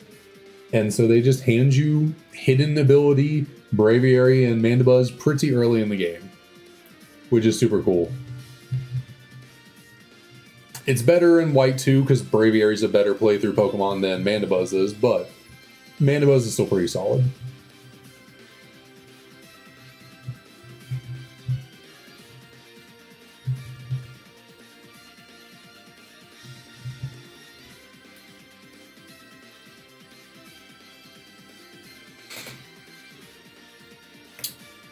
Yeah, honestly, I don't think I've ever intentionally tried to spread Pokerus from one Pokemon to others. It's just kind of happened. It's just kind of like I ended up Pokerus, and then I ended up spreading it to other Pokemon. So, happy little accident coincidence there. Oh, excuse me. That burp just came up. Ooh.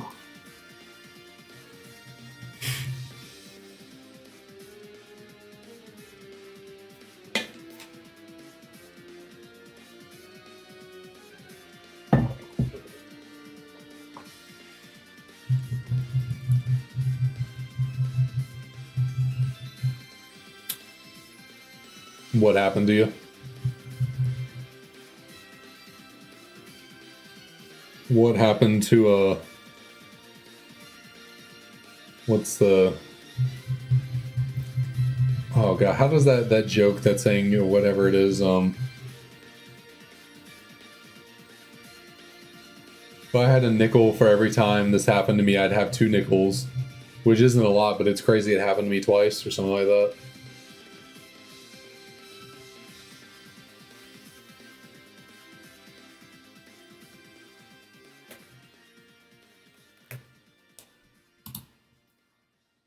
Wait, you genuinely got Pokerus a second time? Like it didn't just get spread from your first Pokemon to another? Like you genuinely just got Pokerus a second time?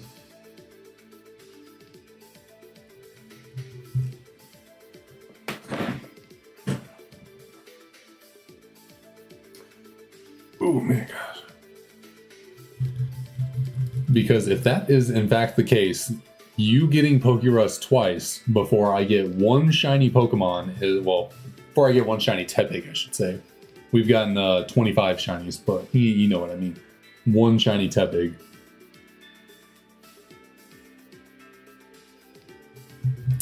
Gotcha. Yeah, it's crazy you've gotten that twice. Meanwhile, I'm still over here struggling to find one singular shiny pig.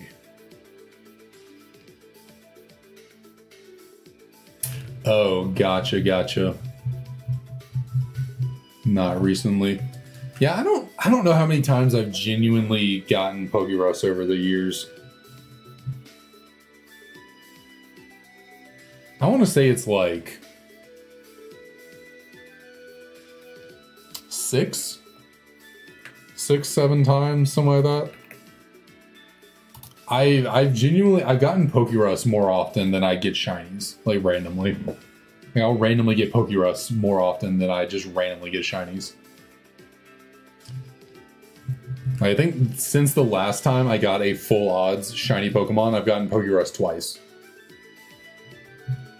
And the last time I got a full 1 in 8,192 shiny was about 2 years ago.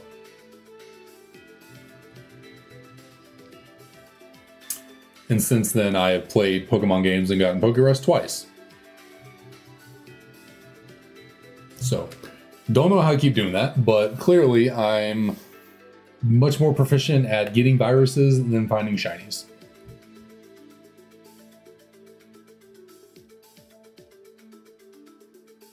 So that is That's something. Oh yeah, I remember that. Now the last shiny I found just randomly, this was 2 years ago when I was streaming exclusively on TikTok, and I just started up a new kind of challenge run for the October, Halloween season, and I was playing Pokemon Platinum, and I just ran into a random shiny Starly on the second round of the game. I was grinding up one of my Pokemon, and just out of nowhere, shiny Starly.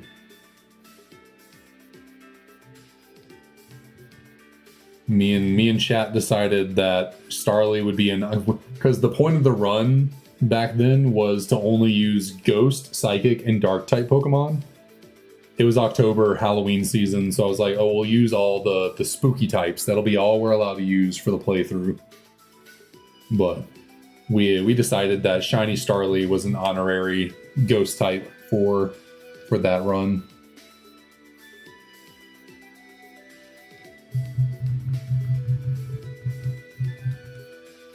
Unfortunately, I don't. I was playing on an emulator for that. Do I still have the save state for that Starly, or did I save over that? I don't remember if I kept that or not.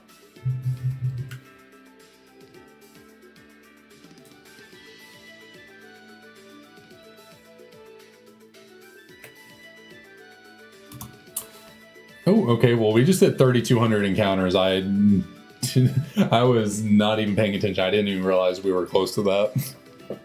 I just looked down and I'm like, oh, there we go, 3,200.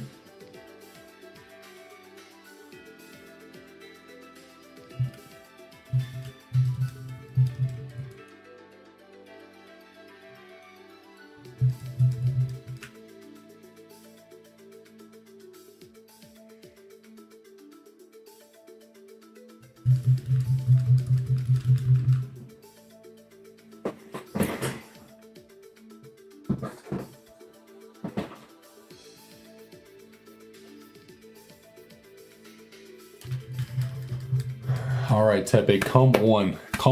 Let's go. We need the luck here and now. We need it.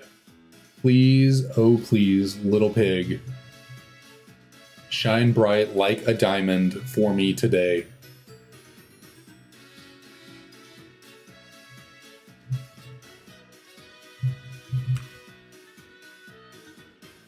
No.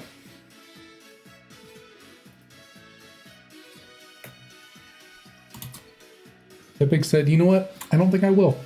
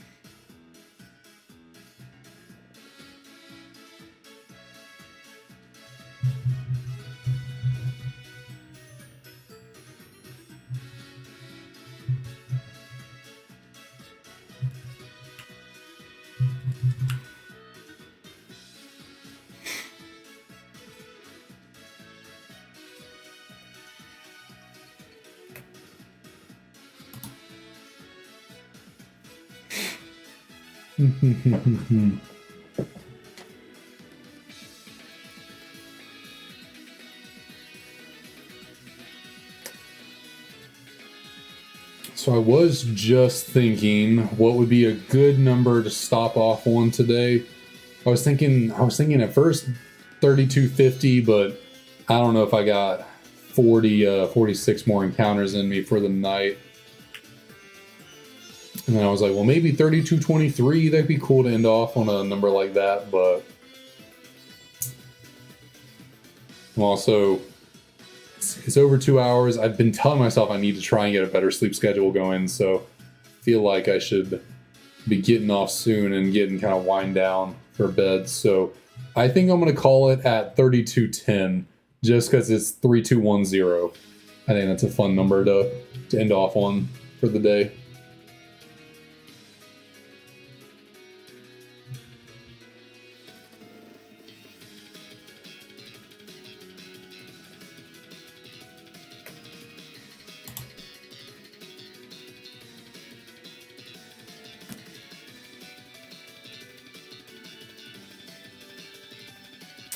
So only 4 more encounters, only technically 1 more reset, because after this will be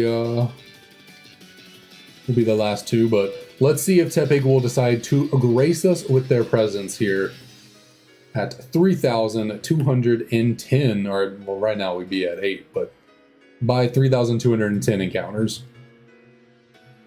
That would actually be a pretty cool number to end on, you know. 3210. It's kind of like a countdown almost. It's like we were counting down to the shiny Tepig. You know, it literally is a countdown. If we genuinely got it on 3210, it's honestly like a count because you count down 3210 typically for for stuff. So well, let's see if we can make it happen. Can we do the good old countdown to the shiny Tepig? Unfortunately, not on this one, but that's not honestly. I'm fine with that. Kind of fine with that because these next 2 Tepigs will get us there. I believe if we just pull in like a, you know, I don't know anything about Dragon Ball, but I do know Spirit Bombs are a thing. So we just got to collectively, like, you know, pull in the juices, pull in the luck. I think we can do it. We can count down to our shiny little Tepig boy or girl. Little shiny Tepig person thing. Okay. We're gonna keep rolling. We're gonna keep moving. I don't know. Sometimes words just start spewing out, and I'm just like, I don't know what. I'm all along for the ride, like the rest of you. I'm like, I don't know what's going on.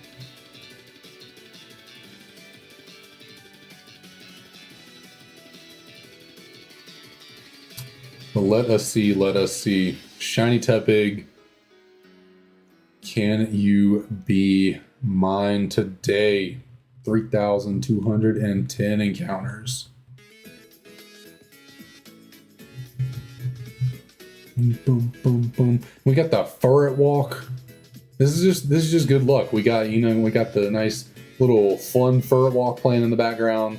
We got the countdown 3210 for encounters. You know what? I'm just gonna go ahead and put it on the screen. I just wanted to be up there because these will be, you know, this will get us there. So who do we want to check first?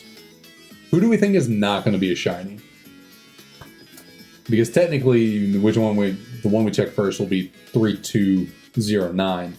So check the English. I was thinking the same thing. So for 3209.